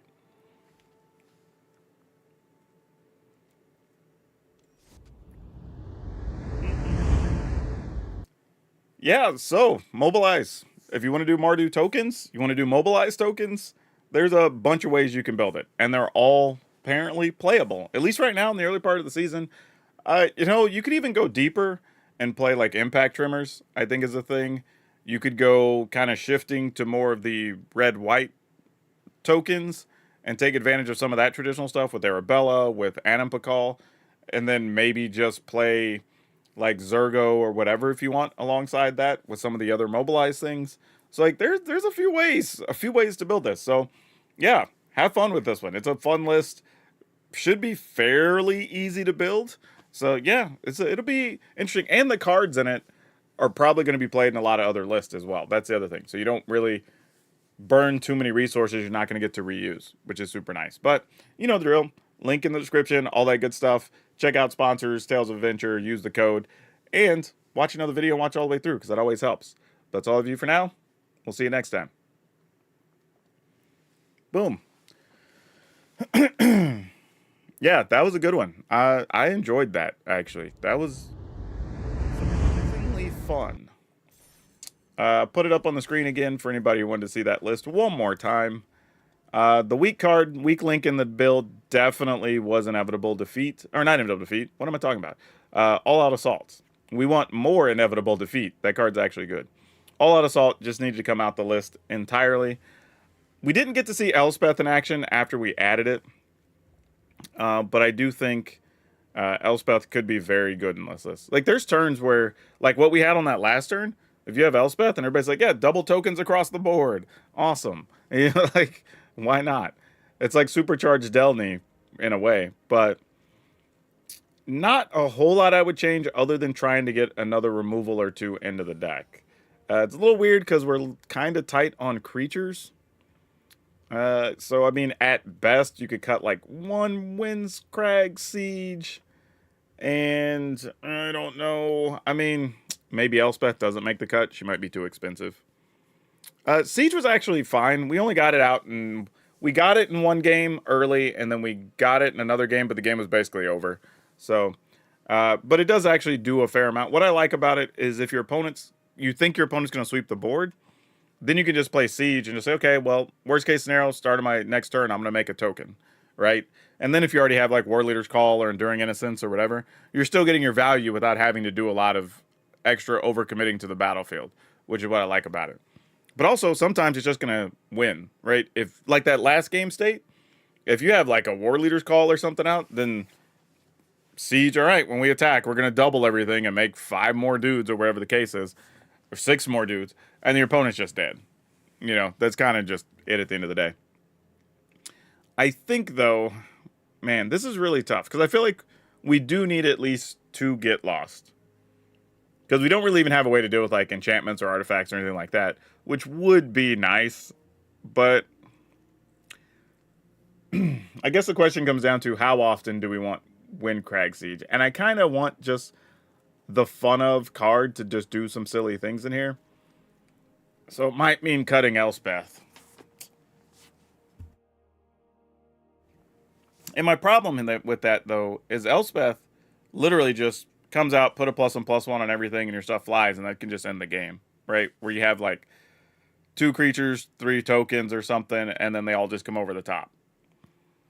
And you still get the other triggers, right? So it's hard to give that up. And we're already pretty tight on 24 lands. We don't get a ton as it is. Though we did get to 5 and 6 mana a lot. So that is something that could be considered. We weren't... maybe one game we were slow on mana, but otherwise, we pretty much hit our mana and then some every time. There were most turns where we could activate and or cast like 2 things in a turn. And that's actually pretty good. Yeah, Duskrow's Reliquary's pretty neat, but yeah, we don't really have artifacts to speak of realistically in this deck, so that didn't really work for us. Frontline Rush, though, that card's also very good in here. I kind of underestimated it a little bit, but it's super good. I mean, we won a couple of games literally because like 1 token didn't get blocked. I'm like, all right, +6, you're dead. You know, that's literally what happens. So hard to argue with that. I think I am going to cut the Elspeth. I think I'm going to cut the Crag. I'm going to play another Rush, and I'm going to play 2 Get Lost. And this gives, since we're kind of tight on creatures at 22, playing the 3 Frontline Rushes, technically 3 more creature cards if we need them to be. And this feels a little cleaner. So you have some more instant speed action, which is pseudo removal, right? They block with like they're shielded or whatever. Your creature gets +4. You know, so it does help there. Having outright Get Lost, I think, helps with a couple of situations. And you still have inevitable defeat, but that's not your early play, obviously, right? Yeah, this is pretty good. I think you could live with this. I think you have enough removal to hold off things. I think Stadium Headliner being removal is good. You have a couple of combat tricks with the Frontline Rush. Sometimes you have LSL core games where your tokens just sacrifice it in a turn and die. Really, the weakest card was probably Delny. Like every time we drew her, she either didn't do a thing or just died. Yeah. So if there were a card to replace, maybe it's that one. But I do get why. Like there are turns where Delny can trigger the Voice of Victory, the Surveyor, and Ellis when your creatures die at the end of turn. You know, like all at the same time. So you can't really argue that. It has a purpose. We just didn't get to see a lot of it, which is fine. But yeah, I'm good with that. I think we just let that ride. We mark it as we played it. And then in the afternoon session, was this the deal? Okay, so we have this one. One of the ones I was talking about that plays the Skirmish Rhino. So we can play this when we come back. Trying to just do some fun, mid-rangey Abzan things. You know, get lost, cut downs. I feel like we might need more get lost. I don't know the way some of these decks are built that we're running into, but it's fine. This has a lot of creatures at 29. I feel like I could do without one of these, maybe. But man, you can't get a free creature sometimes. So it's hard to give up that value. Maybe we can't cut that. Geez, what could we get rid of? I don't know. We'll see. Because we haven't played with the Severance Priest enough. It might actually just be the right card and be fine. Honestly, to stop some of the combo-y stuff. So I definitely want to play that one. This is Collector's Cage with Voice of Victory, Elspeth, Craterhoof. So maybe try that one out. The Selesnya counters us. What did we have in this one? I don't think this had a lot of new cards. Like New Surak, the Warden of the Grove, just to see if this can even do anything. And then wrong Elspeth, actually. This is important. We have multiple Elspeths in Standard. We got to get the right one. So yeah, maybe that one. That could be. And technically, Snakeskin Veil got reprinted in Dragonstorm. So those are options. What else did we have? We have just traditional Teamer Ramp Dragons. So we could see this as well if you want to do that one, where we're just trying to do all the big dragony things, which is fine. Nothing too crazy. It's just solid. What else do we have later? This was a weird one. Yeoman 5 came up with this. That's just playing 4 colors and just going in, trying to do wild stuff with the Siege Breaker and, you know, copying like Severance Priests and whatever. Like just doing some wild stuff here. Getting use of Archangel of Wrath, Deep Cavern Bats. Like there's some wild stuff here. So like I can appreciate that. And then Grixis Dragon. This was actually mentioned in the Discord. And I'm kind of leaving it for the end of day, depending on how long we stream this evening. But this is actually not bad. It's just like, it gives you a chance to try to see if, like, can you use Mox Jasper, you know, and some of these other kind of lesser cards, if you actually hit the Leyline of Transformation. Right? When you don't, they're probably going to look kind of bad, but when you do, it's kind of neat. I just don't know if it's enough with just Magmatic Hellkite, you know, Decadent Dragon. Like, maybe is the only answer I have. I don't really know, but it's something that we got into a discussion about. Rakdos Dragons, though, if you just want to play straight up dragons, legit thing you have the option for. Sadly, Dreams of Steel and Oil doesn't stop some of the problems you would be worried about in some of these combo-y things, so that's a definite concern. You get caught kind of using Decadent Dragon to try to swipe some cards from your opponent, but that's fine. And then we have the traditional just tokens deck, and this is one of the ones I was talking about, like our Arabella deck, taking advantage of Impact Trimmers, Anima Call, War Leader's Call, the Windcrag Siege, being able to trigger all these things multiple times, you know, nesting bots, of course, Elspeth again, Dollmaker Shop. So lots of options with this as well. You know what? I might actually go 1 Elspeth in and -1 Dollmaker Shop in that one. Now I'm thinking about it. But yeah, Mardu Speed being another one, which is kind of interesting. You know, using Siegebreaker to do some silly things with the Rakshasa, because that's a fun attack if you get that.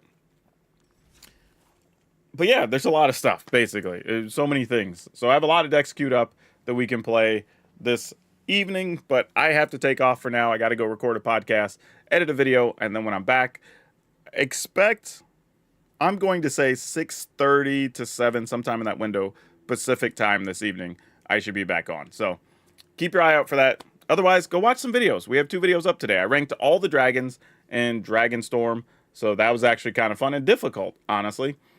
And then I have a video up with me and Dev where we're talking about the underrated cards from Dragonstorm as well, our top 10 picks. So if you're looking for some sleepers, that's a video you probably want to check out too. So yeah, lots to watch, lots to do. And yeah, I'm going to go do some other work, and I will catch up with y'all in a bit. So like I said, set your clocks, check us on again. If you get done, go ahead, have a meal, spend some time with the family, maybe watch some other streamers, and then, you know, into the night, you can check me out. I'll still be up for a while, even for you East Coasters. So yeah, should be a fun evening. But I will see y'all later.